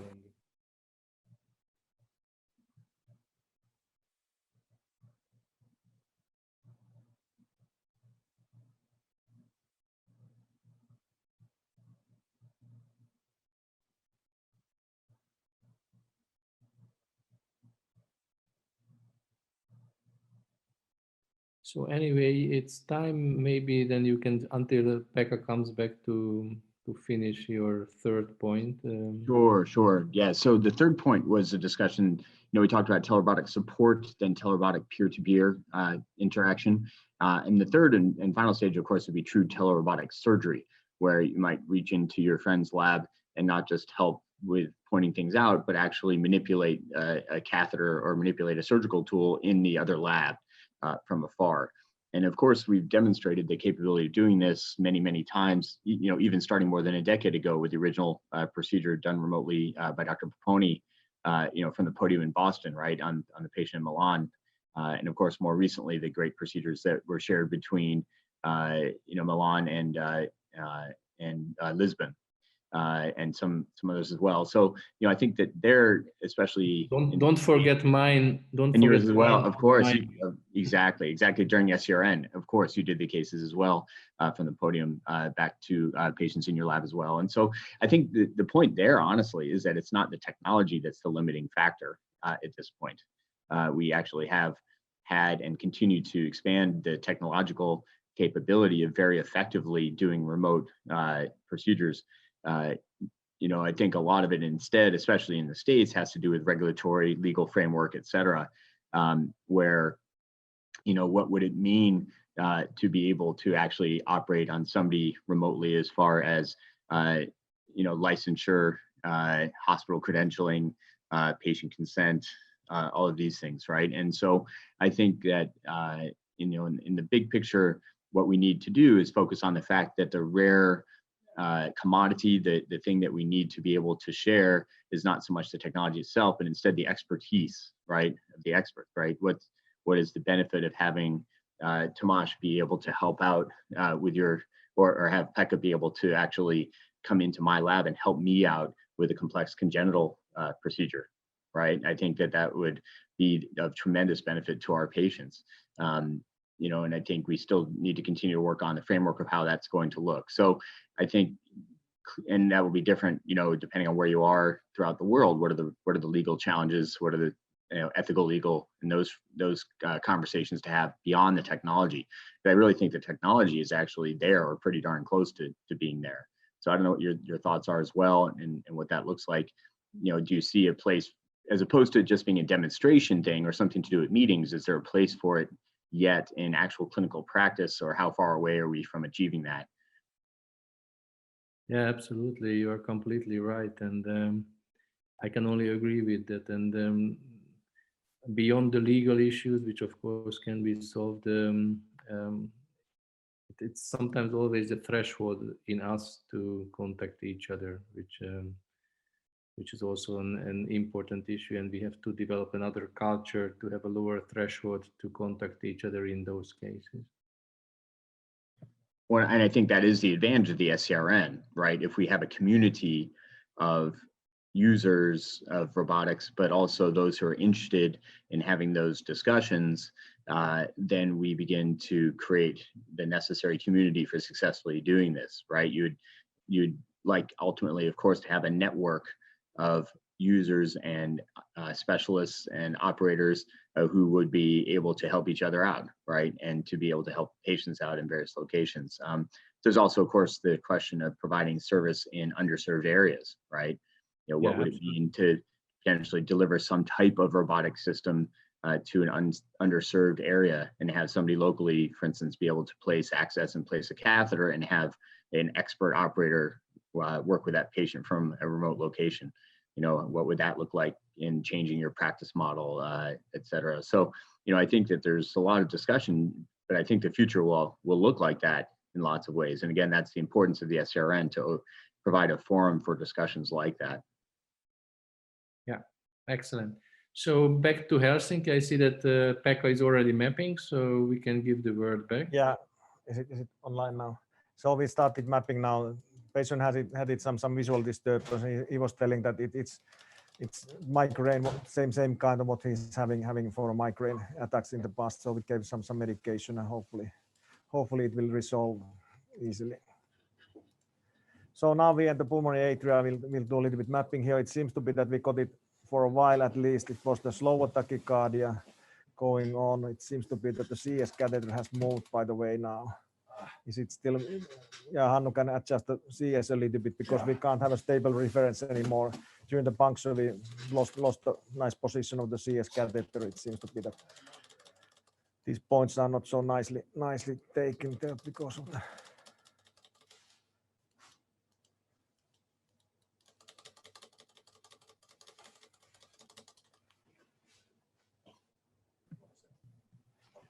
Hey, Pekka, we actually asked about the use of intracardiac echo.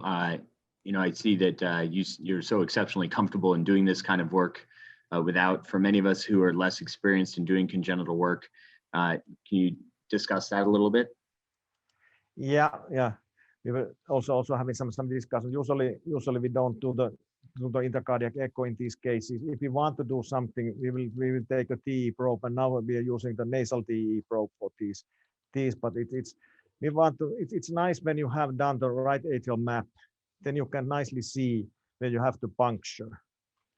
And it's feeling that it doesn't really give so much additional information for us. But if you are familiar with the ice catheters and things like that, I think it's a good way to use it, and it's valuable information there. But we prefer, instead of ice, we prefer to use, and like we discussed earlier, we have had access for nice thin TE probe, which can be put on via the nose of the patient there, and it gives excellent views there, and it's cost effective also, that it's not a single use catheter. It helps a lot, and patient feels comfortable without anesthesia. We are usually doing these cases without any anesthesia. We feel that it's usually conscious sedation is in these cases enough.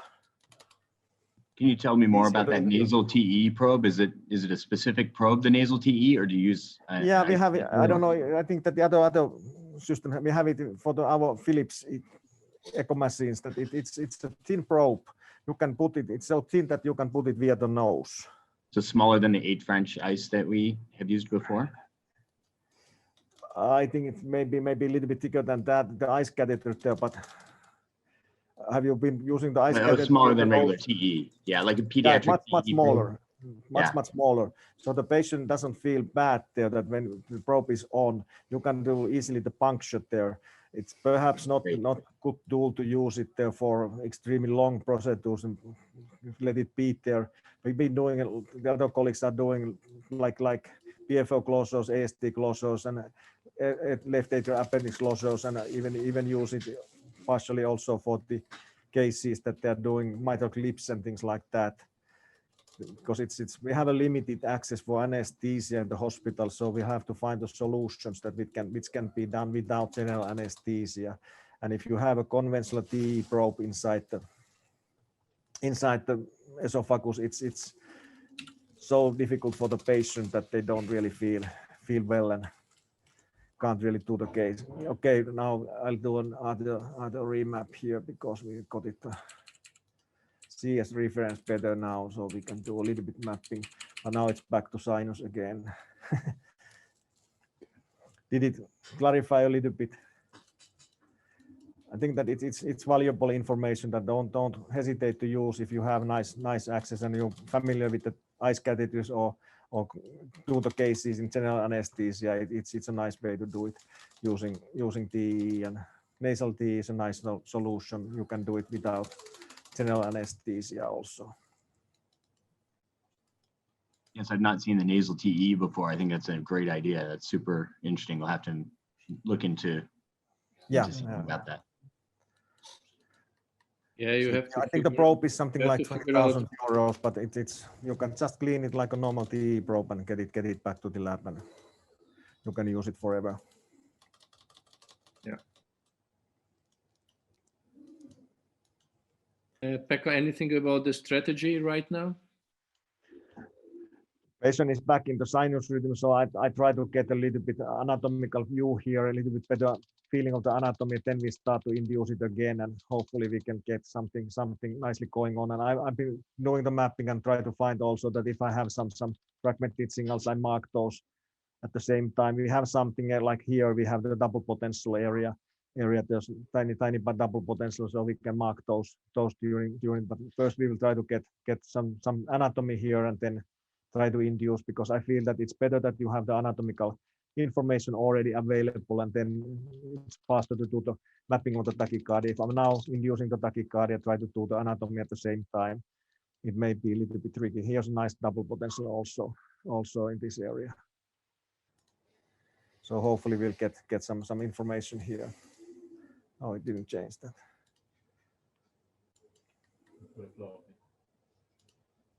Oh.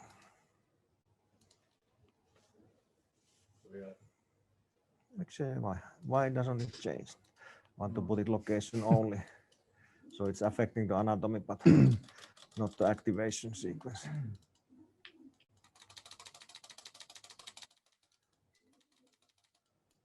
So this is getting nicely around the atria there. We didn't check the position of the seat there. It may be that we'll have to adjust it a little bit, but seems to be that we'll get a nice map of the atria. It's starting to look like left atrium.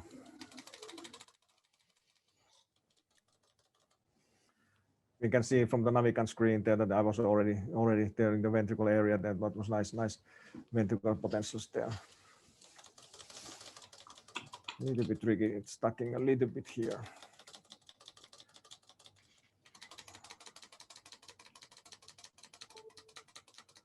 This is some structure that it's stuck there.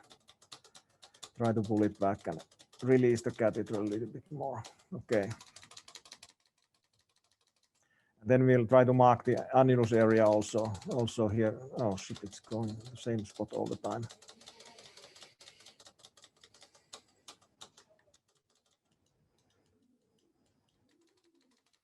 And this is our typical mapping setup there, that I'm using the cardio drive with this keyboard, turning the vector with this mouse, and then taking the points with my foot. So I'm calling this 4-field drive, and it works nicely. You don't have to go click this or anything else, click here to take the points. Just use the foot pedal and get the points with it.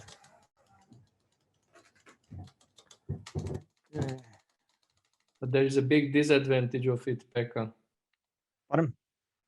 There is a big disadvantage of this. What is that? You can't drink a coffee. I want to treat the patients, not to drink coffee. but you can't take the points with the keyboard. Still need your hands for that. And you're losing your coffee cup there, and if you're dropping your coffee cup on the top of the keyboard, that's not so nice. That's the thing you should always avoid. No coffee, no Coke on the keyboard. That's also a good point. Yeah, in this procedures, it's an important point. Not so important when you're sterile there using the manual catheters. I think we got it nicely to the pulmonary vein. We can see nicely here that nicely inside the pulmonary vein. There's no spikes, no activity here. Pulling it back now, then we try to get a little bit more information in this area, then a little bit more to the lower part of the atrium here.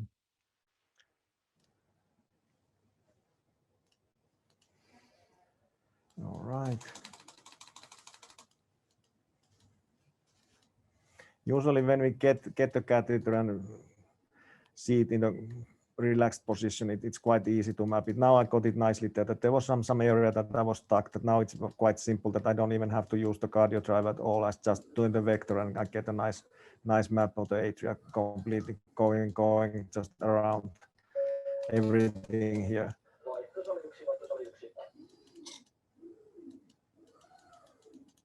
Okay, perhaps it moved a little bit. It was just getting to the annulus area there. Perhaps we'll start marking a little bit. So here I would like to make a remark because, of course, it's going to be a very beautiful map, and the only ones can see the difference who already performed this also manually, and this is a really huge difference. I mean, it looks now easy, but believe me, it's manually, even with baffle puncture, can be more difficult in these atria. And without baffle puncture, I think it's close to impossible to perform such a map manually. And I can tell you, I can create the same kind of map very easily doing a retrograde mapping. Yeah, with the magnets. Having said this, it's difficult to enter the atrium, but once you are in the atrium, from the right ventricle, then it's gonna be quite easy, actually. And the same like what you see from Pekka right now.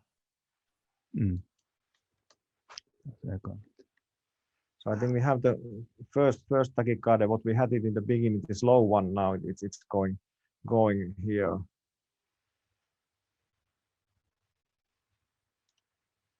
Okay, let's try to get it. Get the ventricle area somewhere here.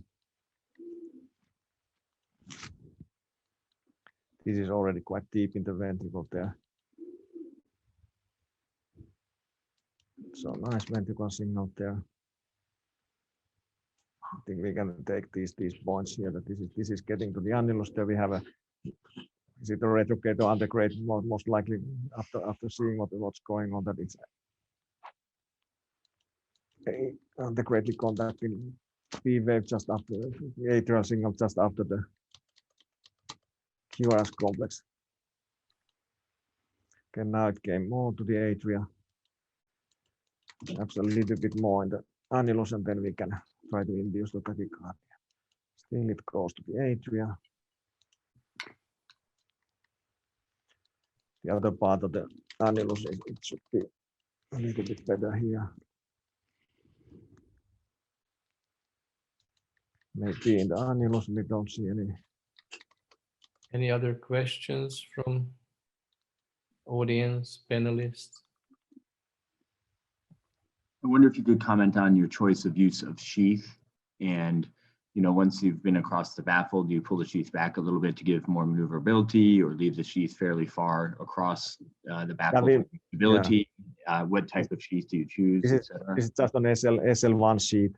Usually with the magnets, it's easy to manipulate the catheter. We pull it a little bit back, try to get them. That's why I was using the contrast there, that we can see that it's not too much inside and close to the top there. Then you can have problems maneuvering the catheter there.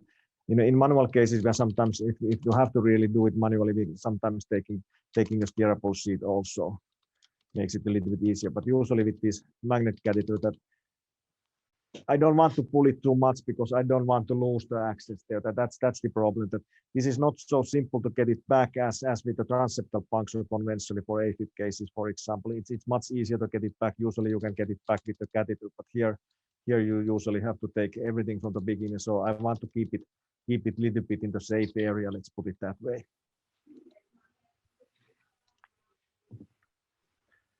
There's some area here that.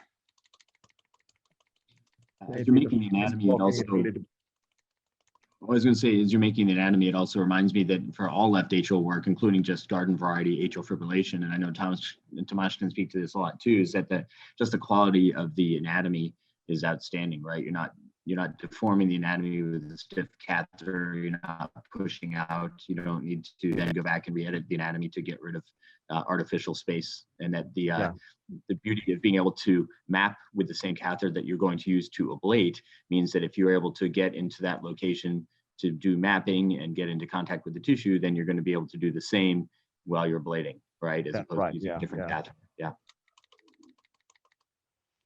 And it's also, when doing AFib ablations manually, I'm usually doing all the maps with the ablation catheter, because if you do it with the lasso catheter or Pentare or something like that, it's quite common that you will dilate a little bit the ostial area there. And then when you try to get the ablation catheter, it doesn't reach there. And it's easy that you start pushing it too much, and then it's going to be risky.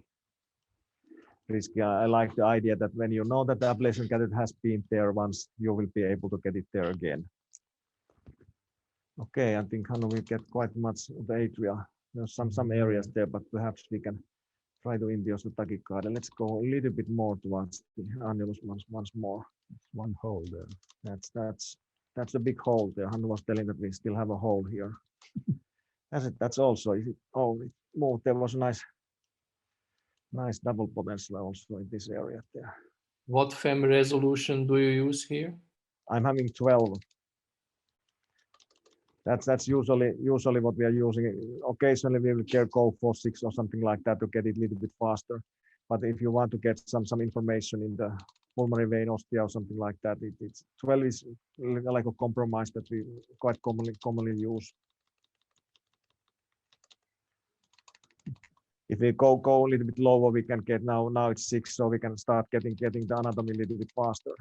But then it's not so accurate in all the positions there. But perhaps in this case that we need more information on the annulus, and then we can. Yeah. Doing a left atrial map like this, do you feel that the Genesis is? Can you sense how much smoother and faster the movement is compared with using the Niobe, making a left atrial map? No, not really. I think that very similar. I was discussing this in the beginning in my talk when you were not here, that the first generation magnets was so slow that you were really getting bored with doing the cases there. But the last generation, second generation magnets, you can't really feel in your ass that this is getting faster or not. Yeah. Although even just watching you here, enough, but it is so like moving. It seems to be that it moves immediately. Turning the vector here, it goes immediately. So it's one-to-one reaction there that it goes nicely. Exactly. Okay. That's what I was gonna say. You can see as you're moving right now just how immediate it is. It's basically instant. Yeah.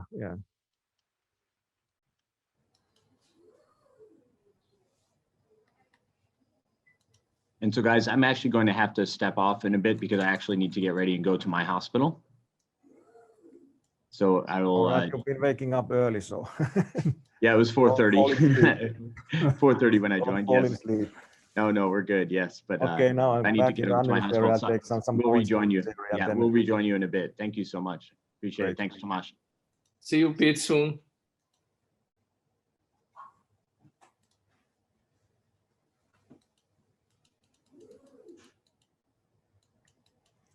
Okay, I got it some additional points in the annulus area here. Perhaps we can now try to induce the tachycardia. Yeah. It was some short runs there for a while, but it turned out that. And now when we have this is getting the annulus Let's put an LAO to the other side here. All right. We need to get the line. Let's see. Okay, try to do it. Tachycardia do you want? Get the fast one. Pacing. So now, Pekka, this is very nice, but of course the nature of the master class is that people are logging in and logging out. So maybe now we started almost 2 hours ago, more than 2 hours ago. Maybe you can give a short summary what you did so far.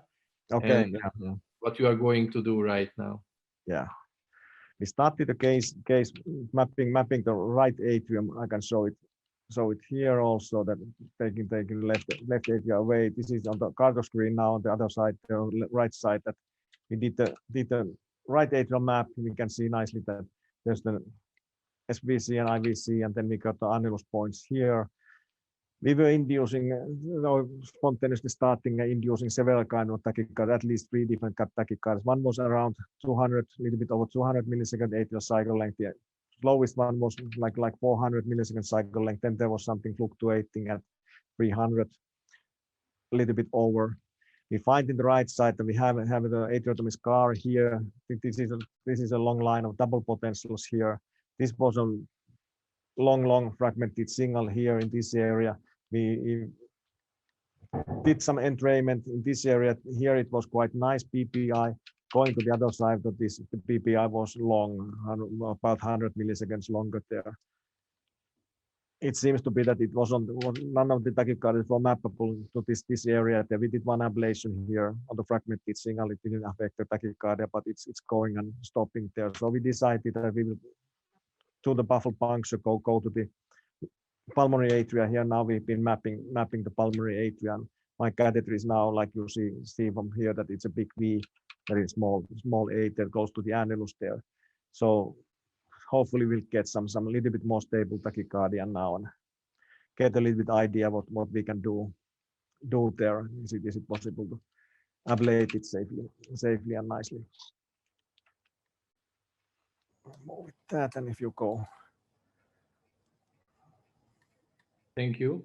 Quite often, this is now from the inferior view here, that we are like in the pulmonary atria annulus here.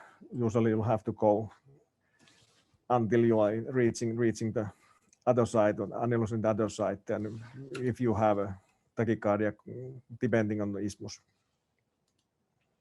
But now it seems to be that we can't get any tachycardia going on. So we have had multiple tachycardias so far, and nothing has been really easy to map. Staying changes all the time. Quite commonly we have something that it's changing, but we can have an idea. We can map one tachycardia and we can get it done, and then we can change for the other tachycardia. But now it seems to be that everything is going on and going back, but not extremely exceptional there that this can be happening.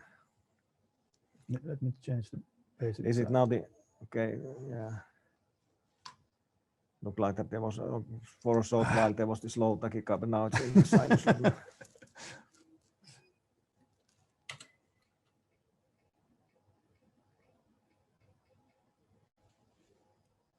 In the meantime, I just make a comment, not particularly about this procedure, just for the audience, that in those cases, I always make sure that I tag his bundle. Sometimes its location is very unpredictable. Yeah, I think we had it a nice. I can take this. We had it a nice his potentials here in the. Oh, yes. sorry, the right side, and it's stacked there. Now we can. Where it is. Yeah, it was tagging it multiple times there. And you can get it also from the pulmonary venous atrium. Yeah, it's possible there, but where it is. We put several tags for the his. Yeah. Is this the last map? Oh, it is here in the other map. This is his area here. And my worst case is when somehow you have to ablate in that region, and that it occurs more than I thought in the past, and it's very frustrating.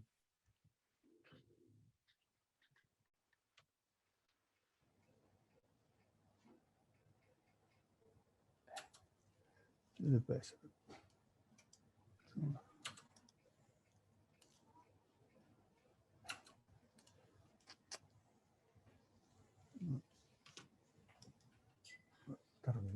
Have you identified here a lot of scar tissue in this atrium? No, there we had some double potentials here. You can see. I was trying when I was doing the mapping. I was like trying to look for all the fragmented signals, but there was not so many.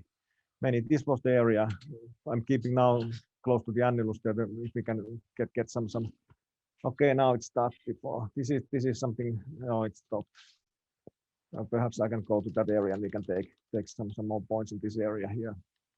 So here we had it some double potentials. But it looks otherwise quite healthy. Okay, now we got it a slow tachycardia. Let's hope that we can get some idea of this. Remember now what was our settings here. Okay, this is what was the cycle length? 470. So this is even slower than it was in the beginning. 470 already. A little bit less. All right, let's take some points and hopefully it stays for a while and we can get some idea.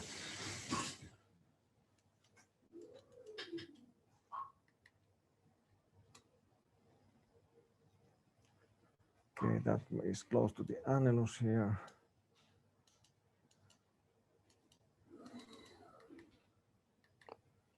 How do you facilitate inducibility in those patients? Same as in the normal population, or you're usually it's isoprenaline, but this is a little bit tricky in a way that it keeps going and coming. So we can hope that it might be more stable during isoprenaline, but it's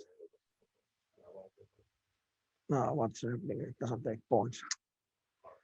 We lost the magnet vectors here completely. Maybe, yeah, it may be that it's outside of the range. That still we don't have the vectors here. Huh? Okay, now it came back. No, so it seems to be that sometimes we are getting out of the range. So it was a little bit bad that it couldn't get any points close to the annulus there, because we were losing it was out of the range in the magnetic field. Okay, now we have back to this area. It's a little bit fragmentation here.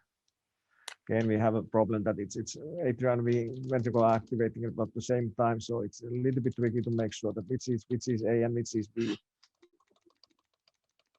Okay, almost getting inside the sheet.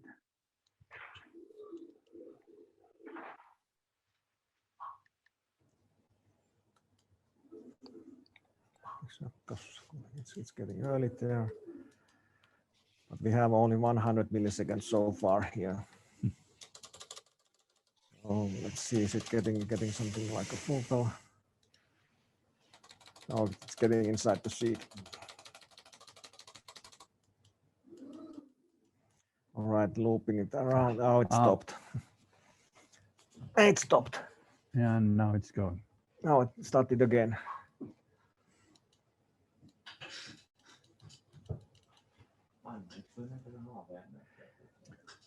No niin, me katsottiin sitä alussa, jotta se on. Niin. Maybe. We have another colleague just came to the lab and said that this looks like an avian artery. What I was telling in the beginning, that when it had this tachycardia, that it may be an avian artery there.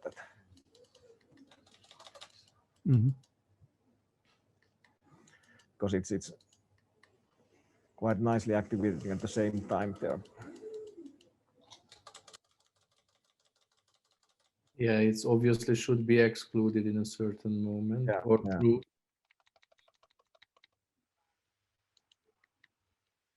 On the other hand, the registrations you showed from the clinic are not necessarily this one. Yeah, it looks. I was looking that it may be that there was a 2-to-1 conduction, so it fits better for the fast one, cycle length around. Yes. Less than 300. That it looks like that. This is a little bit tricky now.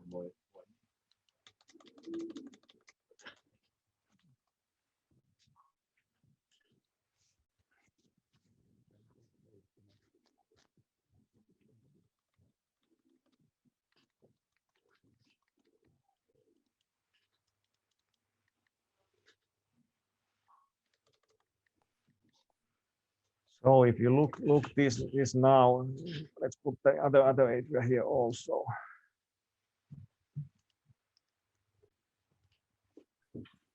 We have the fast retrograde pathway, so it's quite close to his what we have the earliest activation, and it really seems to be that it's getting like a focal activation here now. It doesn't really look like that we have any macro reentry going on in this case now. And the earliest activation, these are the atria on the top of each other, so it looks like that it's quite close to his area. So it may be that we really have an AV anatomy going on this time. Yes, which is actually not extremely uncommon in this population. Yeah. Sometimes very challenging to ablate. Yeah, now it's a question that is it better to ablate from the pulmonary atria or go back to the other side and ablate from there? Seems to be quite stable now.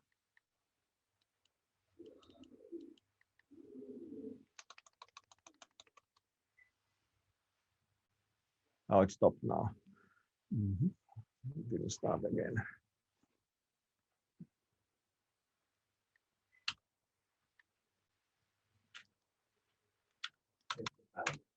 It started. Okay, this is okay.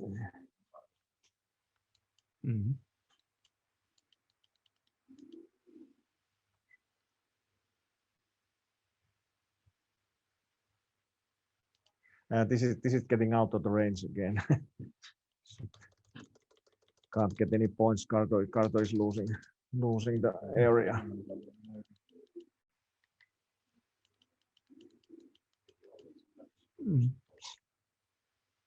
It stopped.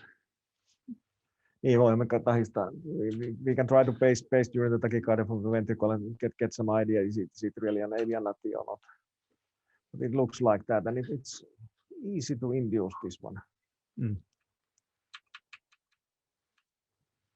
Stop now.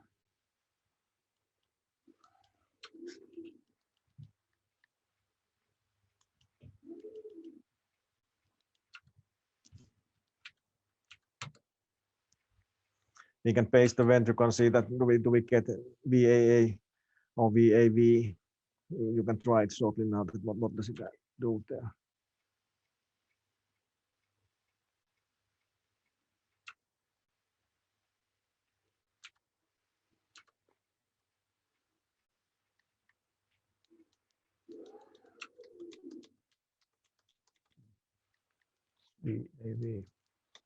VAV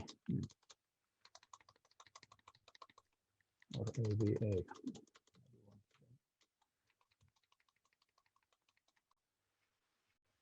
So maybe you can tell something about the diagnostic approach.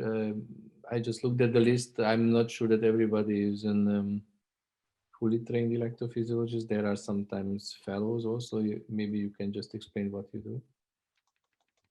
Yeah, if we have an atrial tachycardia and we pace the ventricle there and drain it, then stop the pacing there. That if you have an atrial tachycardia, you can confirm it that stopping the ventricle pacing, and if you get a VAAV, it cannot be rotating around that it's A and V and A and V and A and V all the time if you have an accessory pathway, and usually also for AV and RT that it has to be always rotating to the atria to the ventricle to the atria to the ventricle. But atrial tachycardia can go on that you have two atrias sequencing to two atrias there, that cannot be any accessory pathway, and usually it means also that it cannot be any AV and RT.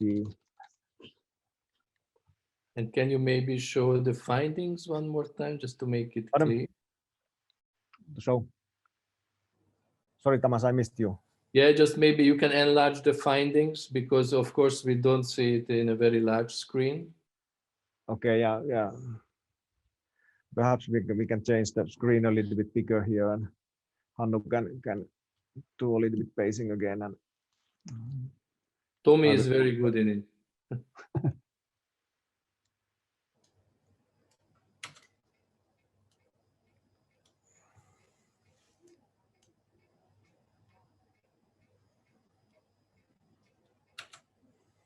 okay, Hannu was pacing the ventricle. Stopped pacing. You can show it there. Yeah. So he stopped pacing ventricle here, activating the ventricle here. Then we have atrial activation, ventricle activation, atrial activation. So it's a VAV. VAV. So it looks like that. It can be AV and RT. Okay, let's take back the. What I did have the screen here.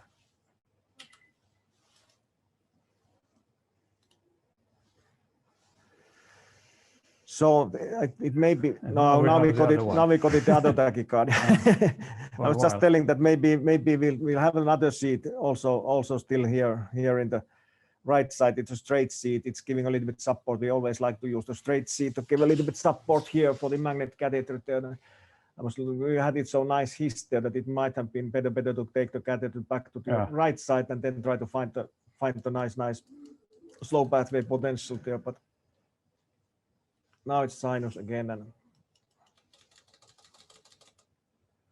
so this is not so simple way now. Okay, it's getting inside the seat. I'll have to rotate it around to get from here close to his area. Okay, now I'm getting closer to the here. Let's try to find a slow pathway potential from the pulmonary atria. There's his. That's my question, because I think it's very important to identify, because of course you see potentials from both sides, yes. But you really need to identify where the CS and the tricuspid and the relation to the tricuspid valve to get really good on the slow pathway region. And as you mentioned earlier, you thought that the CS is in this site, right?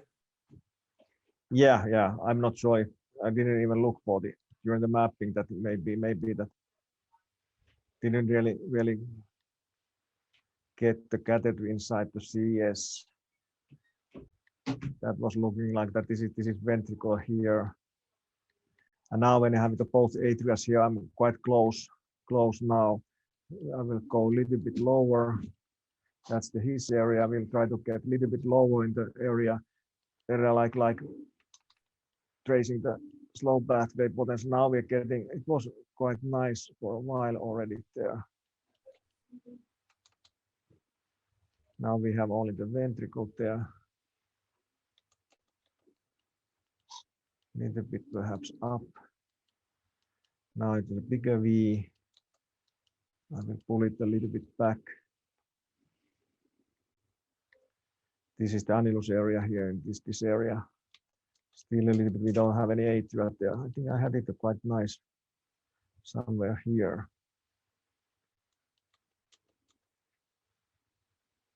Oops. Okay, is it getting out of the range again? Not yet. This would be bad if we are getting on this direction. It was getting out of the range. Looks like that it's getting out of the cardio range again. This is getting complicated now that I can't really get the catheter there because it's getting out of the cardio range. Now it's coming back. Now it's going away. So we are. It should be quite nicely there. What is our angle there?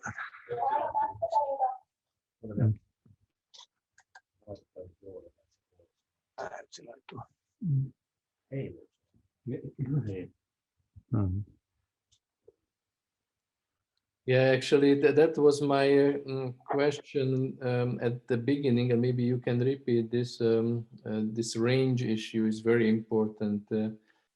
So, do you have any special tricks during the patient setup to make sure that this time it happened, but that normally you avoid those? Yeah, it's getting, the risk is always, I get the floor, we try to get the area nicely that it covers everything there. It looks from here, let's put the normal range that we can see the dots there. It looks that we should be covering it nicely. We are a little bit lower here. It seems to be that the catheter, when it's getting to the, now we can see that it's big V here, practically no A. It goes a little bit lower and then it's getting out of this box there. Perhaps we could have put this a little bit lower. Then it's the risk that we lose something in the higher part there. But this is when you're mapping different chambers, you have multiple chambers, then you may have everything doesn't fit here. Quite nicely in between these dots, we have nicely the heart is here. So it looks like that this is quite nice position here. Perhaps now we could say that it might be a little bit lower here. Yeah. And I also would like to share with you, I'm very happy with the comment of Anders, because he also thinks that this from the pulmonary venous atrium, it's probably safer. And I also thought that from a tricuspid valve side, it should be actually more appropriate. Yeah, that's true. I just thought about so easy. Yeah, go ahead.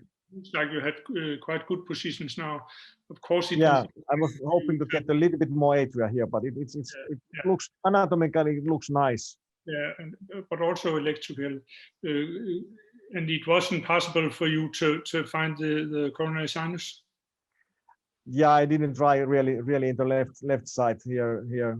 On the right side, I didn't find it last time. I didn't find it this time. So I think that it starts from this side here. We can try to find it, but I don't know. Do we want to spend so much time for it? But you know the heat signals are actually should be best in the red atrium, in the pulmonary atrium, whereas the heat signals you find in the blue atrium, in the baffle, they actually originate from the anterior side of the mitral area. So it's very dangerous for heart block. Yeah, here we have these are quite nice his potentials in this area. So I believe now the right side is here. This looks anatomically nice position for the slow pathway. Yeah, I believe we had a couple of cases we did together with the AV nodal tachycardia that we ablated from the pulmonary atrium. Yeah. But I remember also a couple of times that we ablated from the other side there. But this is quite nice. I would like to have a little bit. There's sometimes it looks like that we have an A here also. Yeah. But I think that this is a safe area. Perhaps we can try to ablate here, see what kind of response we get here. Because now occasionally it comes a nice like a fragmented signal here in the atria. This one looks like that we have a nice low pathway area there. This one is losing it, so it may be that it's getting a little bit towards the ventricle there. But I think we can try to do it here, if everybody agrees. And then we have to try to induce the other ones. So if we get rid of the AV anatomy, then we still have a couple other macrooriental tachycardias. But I will ablate here. 40 watts. Yeah, I think we can. Let's put it 35 and start with that. And we will start with 35 watts, and if we can increase it a little bit there, that if it's looking nice, and we give some medication for the patient. So it seems to be that we've been circling around for a couple hours now and coming back, that we were suspecting in the beginning that we had an AV anatomy, and then coming back after a few other tachycardias that let's first ablate this one. It's crazy. All right, we will start here.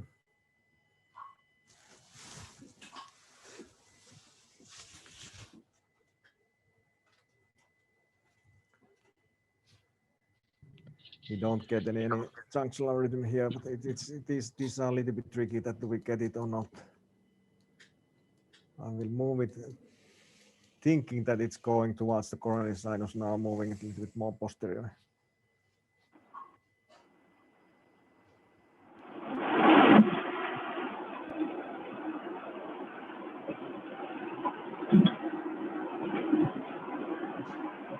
Somebody continues in the toilet. I think it was Pete. Okay. Just arrived in a hospital with some urgency. Sorry, I just rejoined from the car. I'll mute myself. Apologize. That's the better version.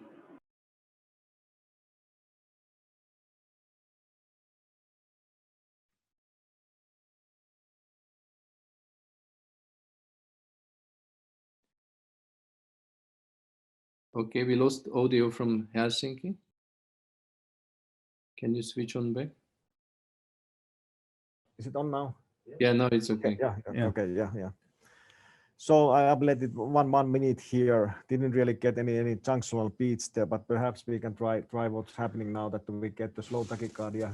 It's supposed to be an AV anatomy again, or is it only other tachycardias? Or do we have to do a little bit more here?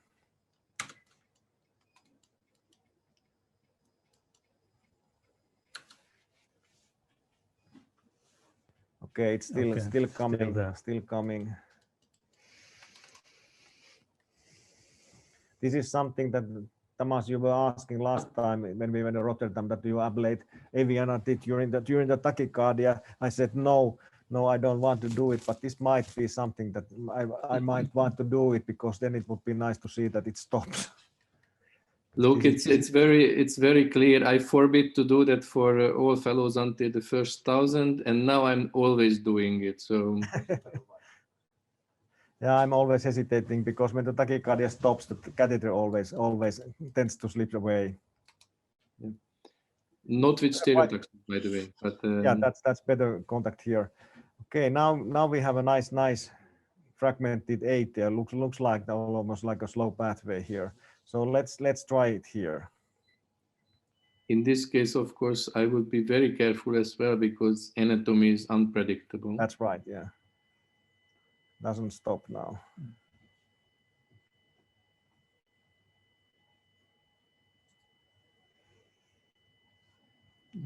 No effect. Should you try to find the CS anyway? Yeah, we can try. This was my suggestion as well, and you can much better identify the location, because the problem is you can find nice signals in a wide area. Yeah. Unfortunately. I think we saw a slight acceleration during ablation of the tachycardia. I might be wrong. Yeah, Hannu can measure it. I wasn't so carefully following. Hannu can check that. Was there any during the ablation? Was it getting any faster? Yeah. The other way to map is to just move your catheter north and see when you first see any His signals. Yeah. It'll give you an idea about the field of operation.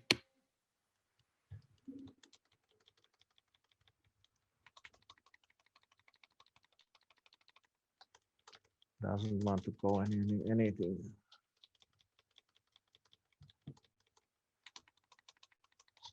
Now it's getting the cycling length is very stable. Very okay.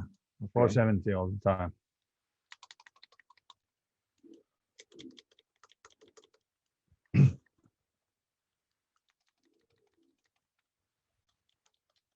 Okay, let's try to find a better His there. It should be close to here. Now it's a little bit too much on the atrial side. I thought that I went inside the CS.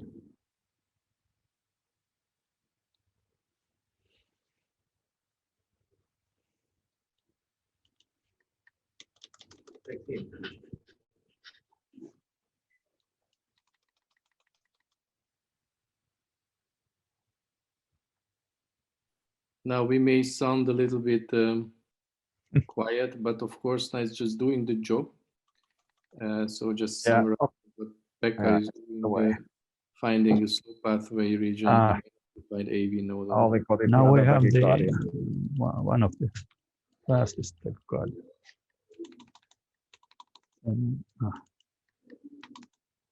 Slightly irregular. Oh.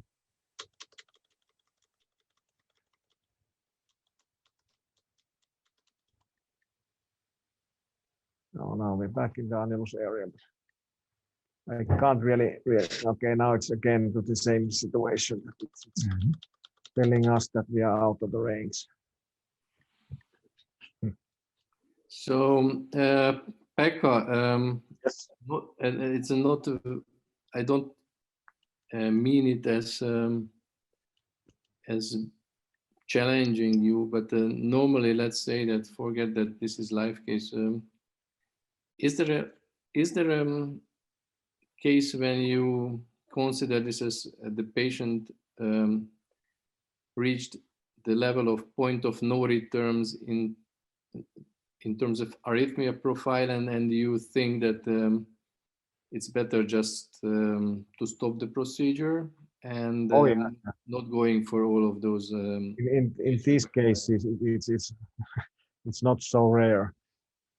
Anders was here for few weeks ago, and I think we had a couple cases that we really had to stop. That if there were so many tachycardias coming and another tachycardia, it seems to be in the beginning, the mapping nicely one tachycardia, ablating that, we were happy. Inducing another one, mapping that, ablating seems to be all right. Then it's third one, fourth one. Finally, you'll have to really realize that this has to be stopped. It would be nice to see that. I would really like that what looks like an avianity. I really would like to get rid of that. Perhaps we can now try to map this one. This is 290 milliseconds. Perhaps I can take some points here then to see that does it have a whole cycle length in this tricuspid area here. We can try to do that, but I'm a little bit afraid that even it looks so stable now that it may be that after a few points it's not anymore. Yes, and not everybody does those procedures, but I think we can share that a 70-75% acute success is relatively good and high. And on a 5-year follow-up, another 30, even 40% of the patients developing either recurrences or other type of arrhythmia. So 5-year recurrences above the 60% is actually not a surprise in this procedure. So for the audience who is not familiar with those, I think it's very important to show those cases. It's frustrating, but and we do our best, but sometimes we just cannot do everything.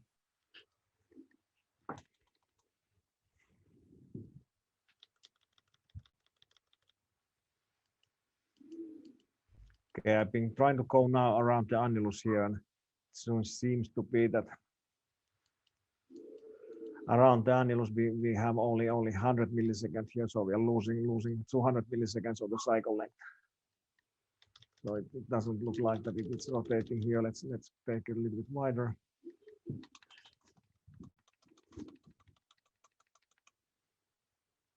But this is what we were suspecting, that this might be going around the atriotomy scar area in the other side. Then we should have it activating possibly here in the pulmonary atria. Now it's getting a little bit later here.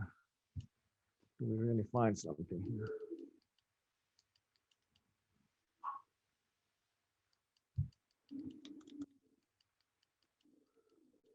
Now it's only V.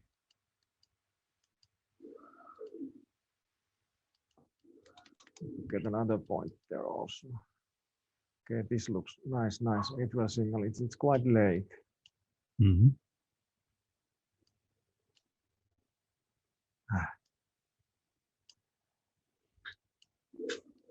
Okay, let's go higher. This is getting quite early here. So we are getting quite much of the cycle length now. Looked like in the beginning that we don't get the cycle length here around the annulus. Now it looks much closer. We have already, okay, still missing. Oh, that's a little bit tricky now that we can't really see what is that. Now, but this is getting in the middle there. No, it doesn't really have a nice. This should get later. There's a possibility that we have something going around here. This should be okay. It's there. It may be that we have a. This must be bent and flutter here. Okay, let's go more here. Okay, it's too much in the ventricle.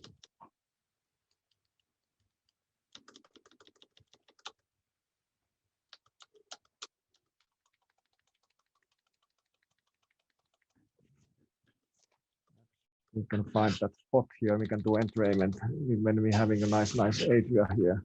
Okay, now we're getting this is quite late atria here. Not extremely late, but yeah, this is. I was thinking that we have a nice A here close to the annulus. Here we can try to do entrainment. And we can try. I'll put the marker here that it's a pacing sign. Hopefully we can capture here.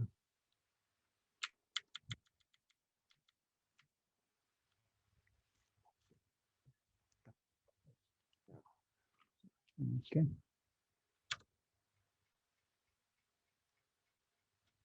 It's not captured. Was it capturing? No. No. Running through.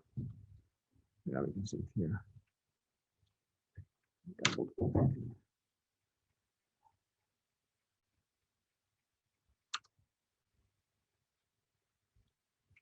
Can't get it. Let's might be now.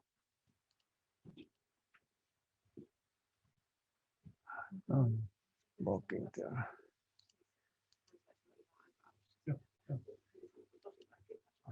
Yeah. We can't really get a nice capture there. Let's try once more. Let's put 15 milliamps there.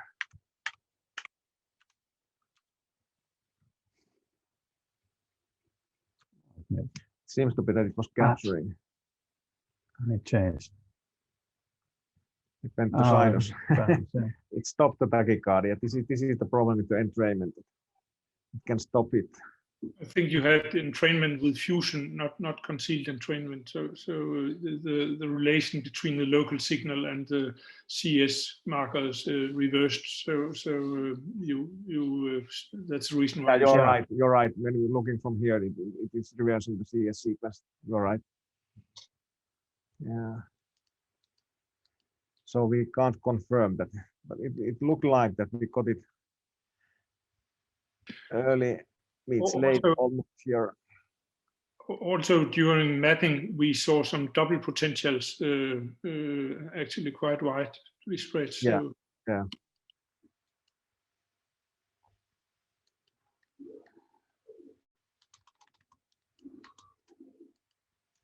So it would be nice to ablate and stop it. IVC is here, so we should do a line.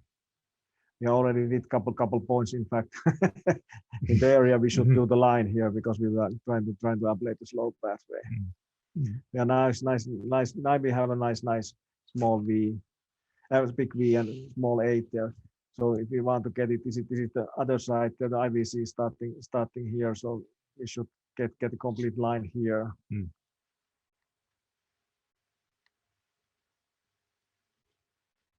Any better ideas? On isthmus line here. Yeah, I think probably that's good for any reason in these patients. Yeah. Maybe that we will get rid of the slow pathway conduction also at the same time. if something, and let's do a line here. Try to see that what we have after that, and of course it may be that we'll have to go and ablate also from the other side, but. Let's start with 40 watts now. Yeah. Pekka, if you curve your CS reference catheter, you might get close to what could be the orifice of the coronary sinus, and that would you could do the ablation during pacing and follow the. Yeah. I really didn't find it. This is now towards the auricle here for the CS. I really tried to get it from the right side. You mean from here? I really didn't get it, and we spent it long time last time also. But if you curved it in the blue atrium, you could probably get quite close, so you actually were able to validate. You mean just to have it in the loop? Yeah. That's we can do it that way. Yeah. Okay, yeah, you can. Yeah. Sorry, I misunderstood. Yeah. So we can make a loop there, and hopefully we'll have a nice atria there. this was the area that we got it a nice stable atria. That's why we selected to put it here to be able to do some mapping there. But we can try to loop it and get it. We can even get it to the other side of the isthmus area if it's not getting any nice signals here in the septal side.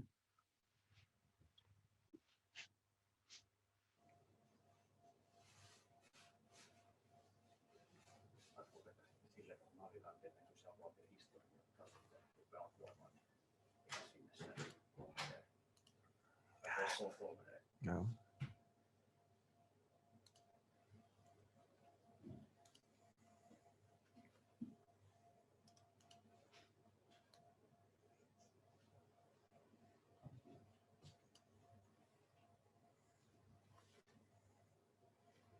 Yeah, Hannu is trying to position the CS catheter again, and let's hope that we will find a nice.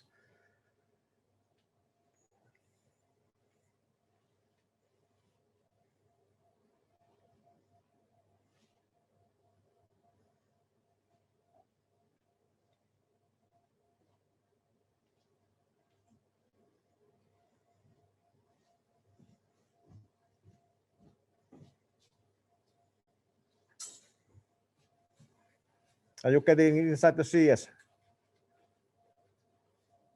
At least it's very close now. Now it's slipped. That might be a good position for pacing from the distal there. It's a funny now that we can see that CS. There's some delay here between these CS positions there. 9 and 10 very late compared for 1 and 2. But now perhaps we can try to pace it from here and see what we got it. It may be, yeah. At least it's in the ostial area there. And let's go for number 1.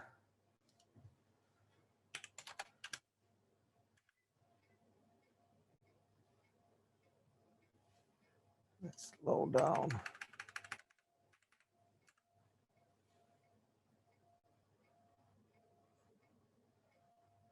Oh shit, it's not. Pekka, one of you can always comment and explain what you do, that it will be more, of course, we can follow it, but at least a little bit clearer what the strategy is. And Hannu was trying to get the catheter close to the CS os here. What Anders was suggesting that we can do during the CS pacing, perhaps seeing better when we get some block there. So it looks like that we got it to CS catheter, this multiple catheter close to the area where the CS should be.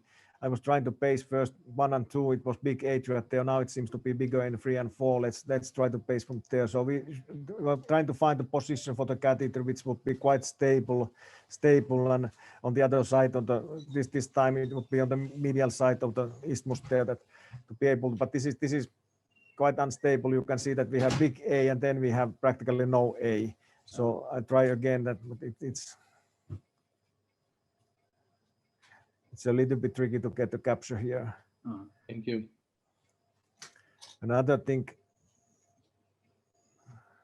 might be that we can loop the catheter to the other side here like this, but I can still we can, now it's pacing, but now it's not. So it's. Yeah,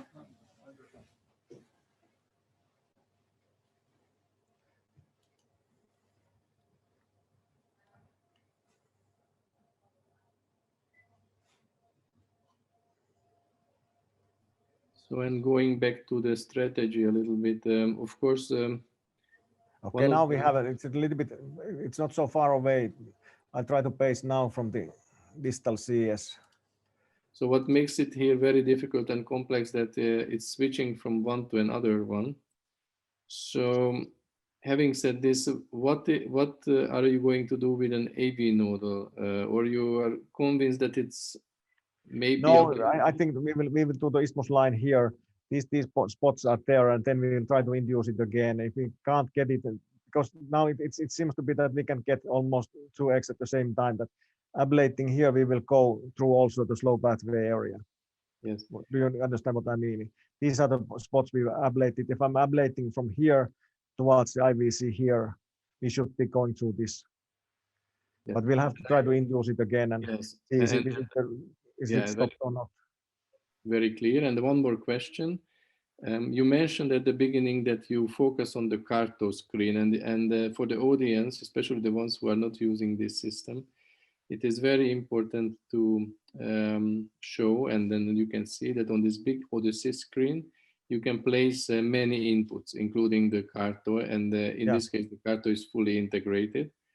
On the left panel, you see the stereotaxis screen with ablation spot, ablation history it's called. And I wonder which screen you use during the ablation and how much you take the ablation history into account during your ablations. We are always having this ablation history here. We're looking this, and I was setting this is 475. Now usually it's around 400. But we will try to get a lesion. We believe that it's a good lesion when we get it above 400. So we'll try to get this area more looking for the color here. I like to get a dark orange there. So then it's above the 400. Now we can see that when the catheter is moving here, it's giving that in this spot there's ablation history is giving 200 watt seconds. We're moving a little bit away. There's no ablation here, 250 here. If I'm getting it a little bit closer there. So we believe that this ablation history is giving nice information for us. It's a good tool. And here we can see the catheter there. Usually it's this when you have all these arrows coming from the tip there, it means that you have a good contact. It's not actually measuring the contact, but it's measuring the impedance and other things there and giving an index that this is in contact. I can try because sometimes it's a little bit tricky to get it less contact there, that I can try to pull it a little bit back, that like here now it's okay. Now I went back.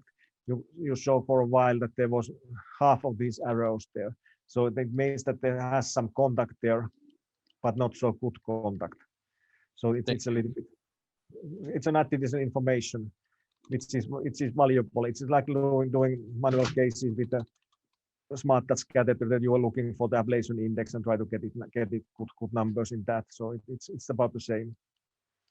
And we really believe that it's a valuable tool. You should use it. Okay, I'm in the annulus there. Perhaps we can't really. It didn't really paste there. I don't know why. Well, I'll try it again. And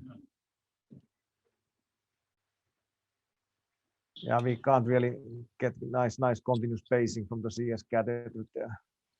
It would be nice to be able to get it nicely, to be able to verify that if we have some block there. But it seems to be that it's fluctuating all the time. That big A and small A, and but this looks. You can try even 15 milliamps there.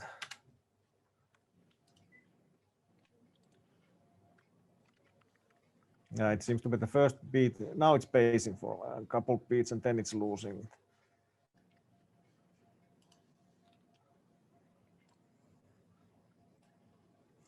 Another possibility, perhaps Hannu, you can try to loop it to the other side. That if we can get a nice atria from the other side of the isthmus pacing from the other side there, we should be able to see something there. It's still in this area. It's some conduction block now between the proximal and distal there. Proximal very early, distal very late compared with this.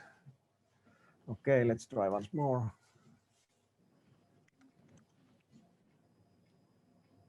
Uh-oh.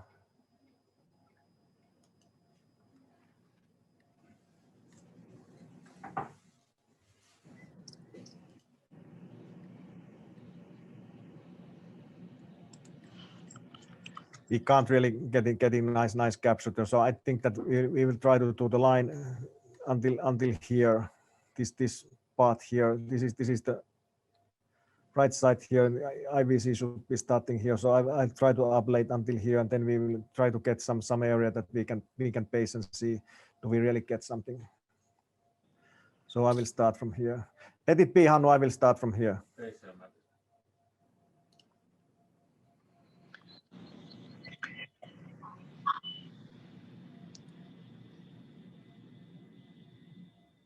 Yeah, it's losing the CS contact completely.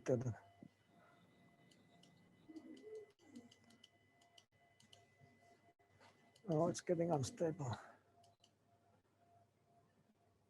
Hopefully we can ablate that it doesn't go outside of the range again.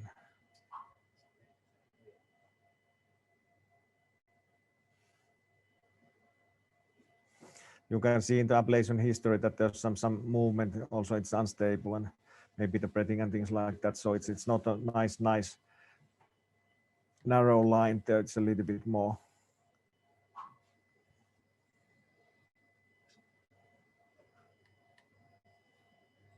Although it's very clear that the delivered RF energy is increasing there, so that's very nice. Yeah.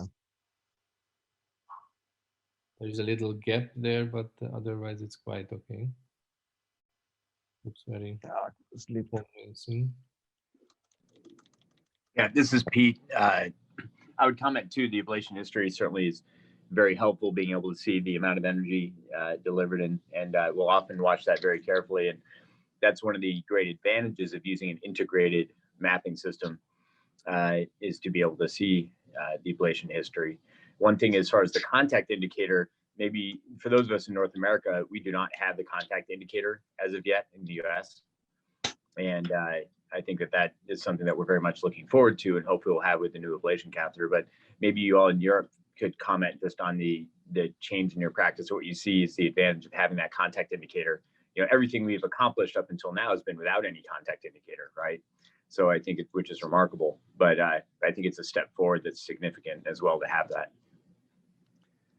Yeah, it helps a little bit there, but if you're using it, for example, during atrial fibrillation ablation, it's almost all the time having a nice contact indicator there. And then we have some problems that when you're mapping ischemic VTs, for example, and we are in the scar area, I think the impedance is changing there, and then we can't really trust on this. And that's why you can put the history also working in a way that it's taking the history only when you have a good contact. We're not using that, especially in the ischemic cases, because it may be fooled, and we don't see getting in the middle of the myocardial infarction, and it seems that there's no contact. Then you look the floor, and you can see that catheter is really bending around.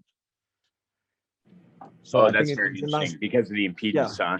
Yeah, very interesting. And we have some problems also when doing epicardial cases, that the impedance seems to be a little bit different there, that we don't really have a nice impedance measurements, and so the contact indicator might not work perfectly there in those areas. Okay, I lost a little bit the isthmus area here, and try to get it nicely back there. It was so stable there, now it's a little bit tricky. In a VTs, I agree, there are some experiences like that, V2, but I think everybody, if you are in a dense, only if you are in a dense scar region.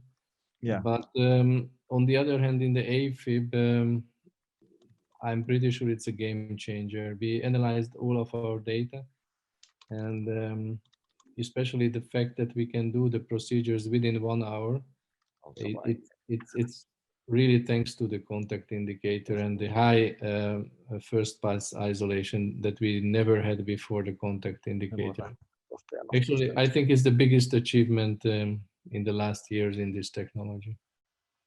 Yeah, it's helpful in a way, but mostly what I was telling in the beginning, mostly when you are in the atria, it's almost all the time you have it like this. I think it's a good feature for the magnetic catheter that the contact force is not extremely high, but when you have the catheter nicely positioned there, and then you start moving it, bending the vector there, it stays nice contact there. Yeah, I think that it's moving, then it's time to move it again. Yeah, I agree, and then I think one of the why is that so important in my practice is that I always do continuous lesions.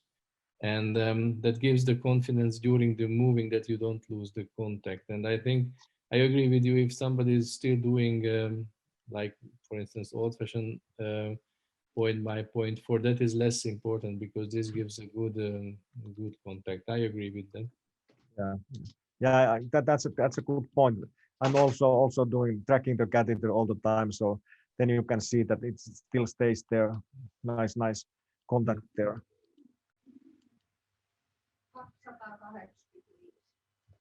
Pitäisikö me antaa pari tonnia? Don't forget that Hungarians understand Finnish. 2000. Did you understood? 2000 units more heparin. Oh, I thought it was 2,500, but it's just, Yeah, you misunderstood it completely. Big difference between our languages. Sometimes I think the tone for the Finnish and Hungarian language is about the same. You don't understand any word there, but it's somehow the tone is it's so familiar that you may think that okay, there's some roots behind.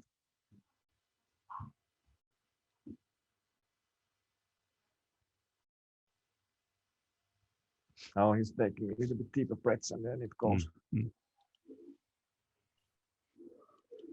There's a gap still in the middle of the line.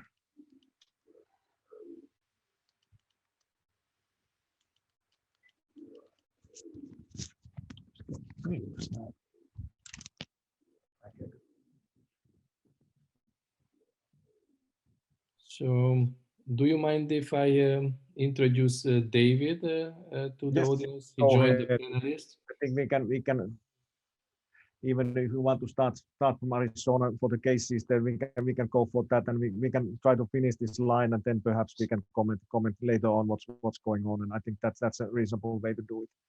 I try to get this whole here, what you can see in the ablation history. I try to fulfill it that, and then we'll try to find a place that we can get something pacing close to the line, and hopefully we can verify that there's something at least delay or block in the line. And that's then a very try good to induce again. Yeah, that's a very good plan. So what I would like to propose to show one more time the movie about the Genesis, and asking David to make some comments about this and how he sees these last developments from the strategy point of view, and what we can expect in the future.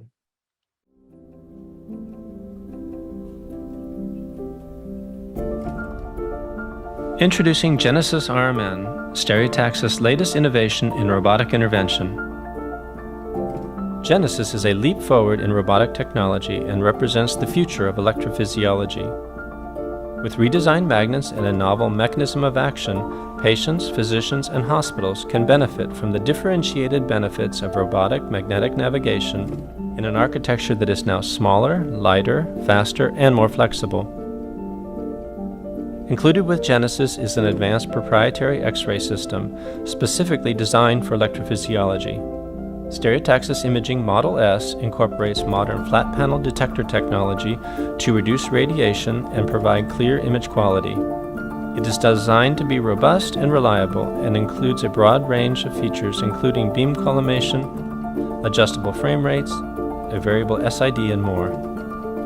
The Genesis RMN system utilizes smaller magnets that rotate along their center of mass.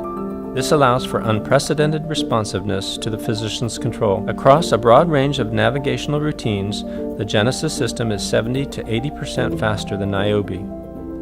The entire system is significantly smaller and designed to improve the patient and lab experience, with greater access to the patient during the procedure.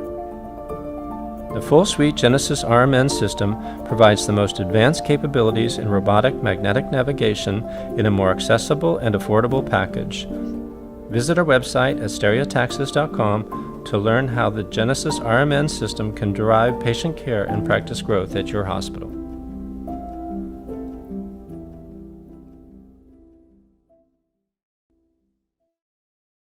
Hi, good afternoon, everyone in Europe, and good morning, everyone in the US. Hi, Tamas. Hi, Pekka.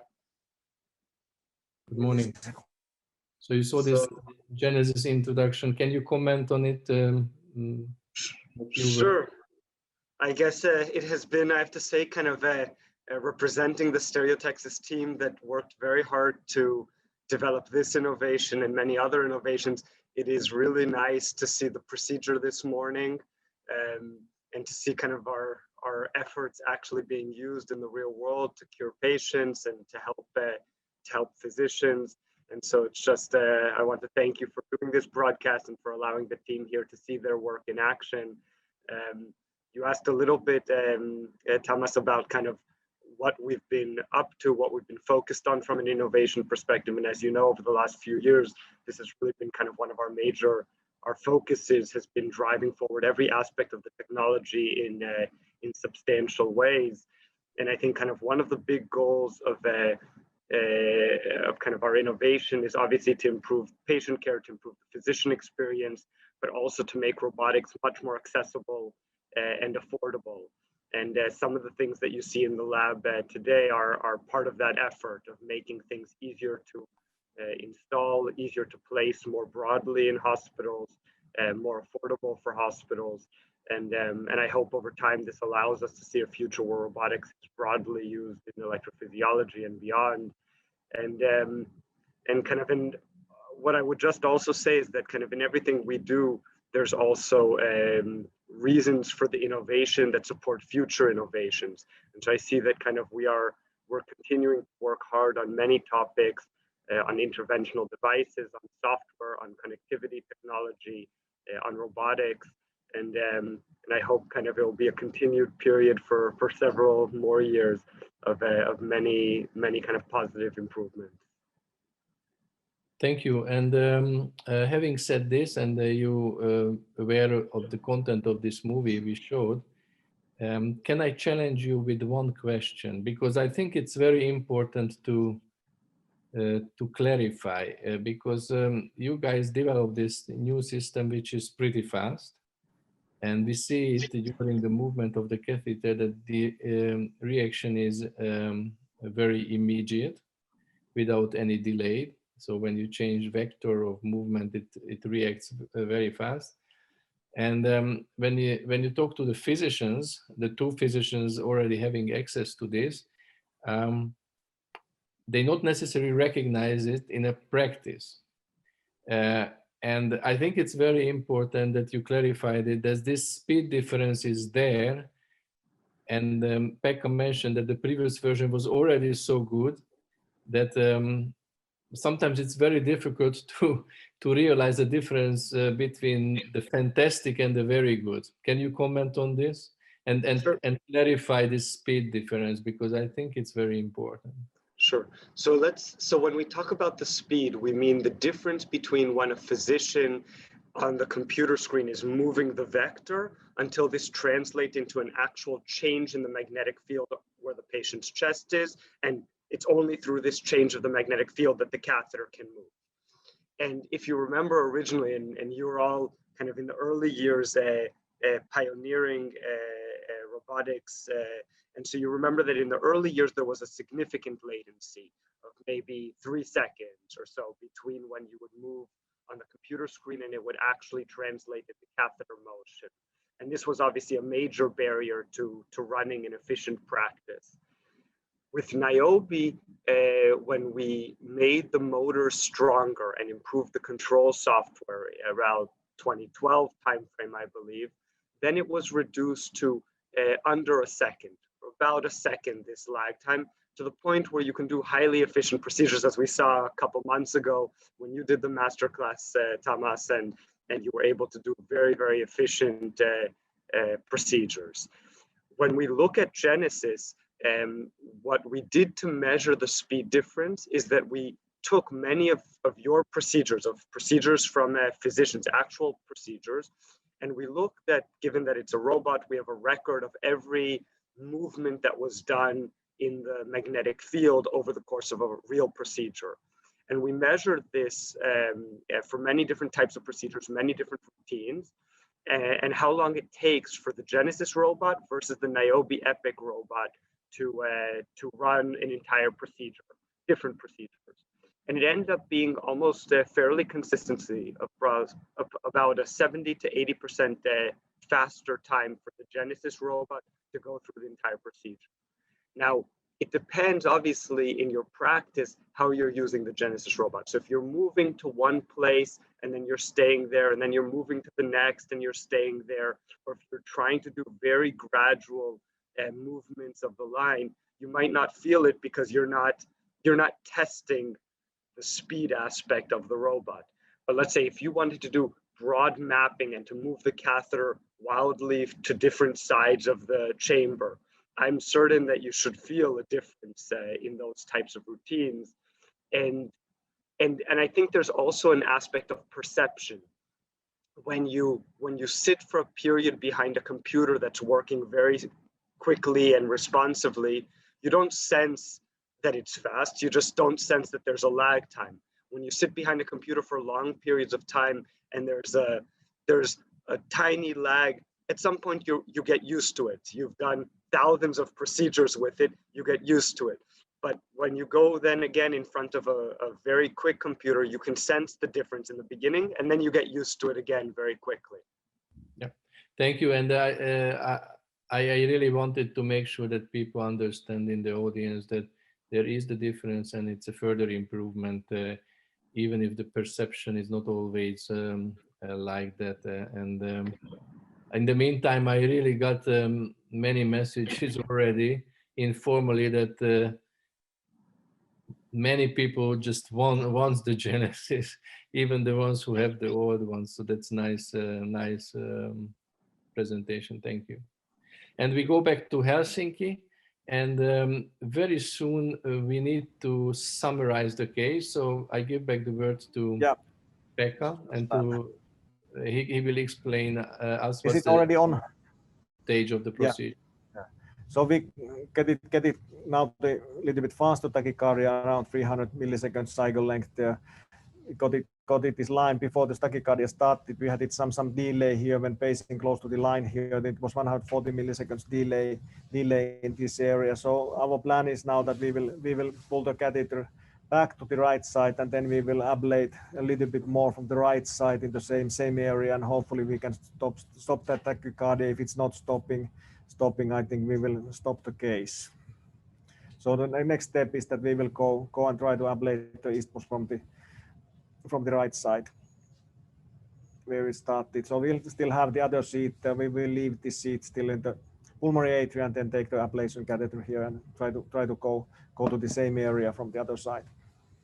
So that's nice. The plan. But you can continue with the case in Arizona, and I will give a comment there that we get anything going on. So I think that we will try to work with this around 20-30 minutes, and then if we can't get it, we'll have to give up. Thank you. Hopefully the site is going to be successful. But Pekka, before you go away, or before you just continue, I understand from Stereotaxis that they have a little surprise for you guys. I don't know whether it's ready. Please give me confirmation. Tommy, are you ready? Yes.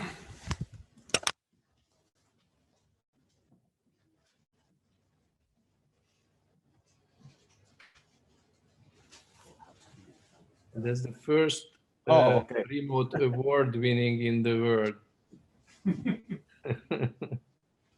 All right, this looks nice. Thanks a lot for everybody. David, just two words without delay procedure. That Yeah, so I can't see the video of you, Pekka. I'm sorry, but Tommy, I put it there. But okay, yeah. We wanted to celebrate your big milestone of having accomplished, you and the entire Helsinki University team. Really, it is a team effort. The milestone of having treated 2,000 patients. It is a very impressive milestone. It reflects kind of really how much of a big impact you have on the patients, on many patients across Finland, and for a long period of time. And so we really wanted to celebrate this big milestone with you. Sorry we couldn't celebrate it in person, but we hope that this is kind of a nice opportunity given the restrictions of visiting you in person. And I think more broadly, I wanted to also celebrate kind of your pioneering spirit. And I think kind of today's case is a reflection of that, and generally the interactions that we've been able to have over the last few years has really kind of made that very clear, that you pioneer the future, and you do so in a way where you do it based on a conviction of what you believe is the right thing and what you believe is the right thing for your patients and what's the right thing for the industry and for the future. And we see it in the type of patient that you chose to treat today, which is a very complex, difficult case. We see it in obviously how you were the first in the world to adopt Genesis and really kind of to trust us that our innovations will be good, that we will deliver on our promises, and to work with us to make sure that the technology does improve and to get better. And we really appreciate this help. And you've done it also in the past when we saw the live case from Dubai to Helsinki. And I just want to say thank you again for being a pioneer. Thank you for working kind of with us to improve the technology and improve medicine, and for being a real friend in this process. Thanks, David, for your kind words. I'll have to emphasize that this is teamwork. I'm not doing this alone here. We have excellent staff here. Hannu is doing difficult cases together with me. We have a nice operators for the stereotaxis, Aapo, Aro, Petri Korhonen, very experienced, and we will try to get the younger ones involved also. So thanks, David, and this is nice that you recognized us that we have done lots of work, but everything is teamwork, and you need all the nursing team, and everybody is important in this. I can't do anything by myself. But you can continue with the Arizona case. We will try to ablate from the right side a little bit, and then we will join a discussion with Hannu and tell what really happened afterwards. Thanks a lot. Yeah, so we did some ablations. We ablated in the right side also. We did the isthmus line, completed the isthmus line there. We got it a nice block that there was a delay more than 140 milliseconds there, pacing from the other side of the line. But unfortunately, we were still able to get one additional tachycardia going on, and then we pace converted that, and after that we finished the case. We were not able to induce the avianity anymore, and it seems to be that we got it a block in the common isthmus. Ablations were done both on the pulmonary atria and on the other side of the atria. So there's quite long lines that I can't now anymore get it. There's some pictures. So we started the line and completed the line there, and then after pacing, we are quite positive with Hannu that we got a block in the line there. But unfortunately, one more tachycardia was still going on, and we pace converted that and stopped the case during that phase. So there was multiple tachyarrhythmias, and we are hoping that we got some of those treated and the patient will be feeling well, but not a complete result. Thank you very much. It was a great case, very challenging, and I'm also pretty sure, based on my experience, that even if it's not completely, I think it can help the patient a lot. And thanks again, sharing with us. Thanks a lot. And we are eagerly waiting for the other case from Arizona now. Thanks.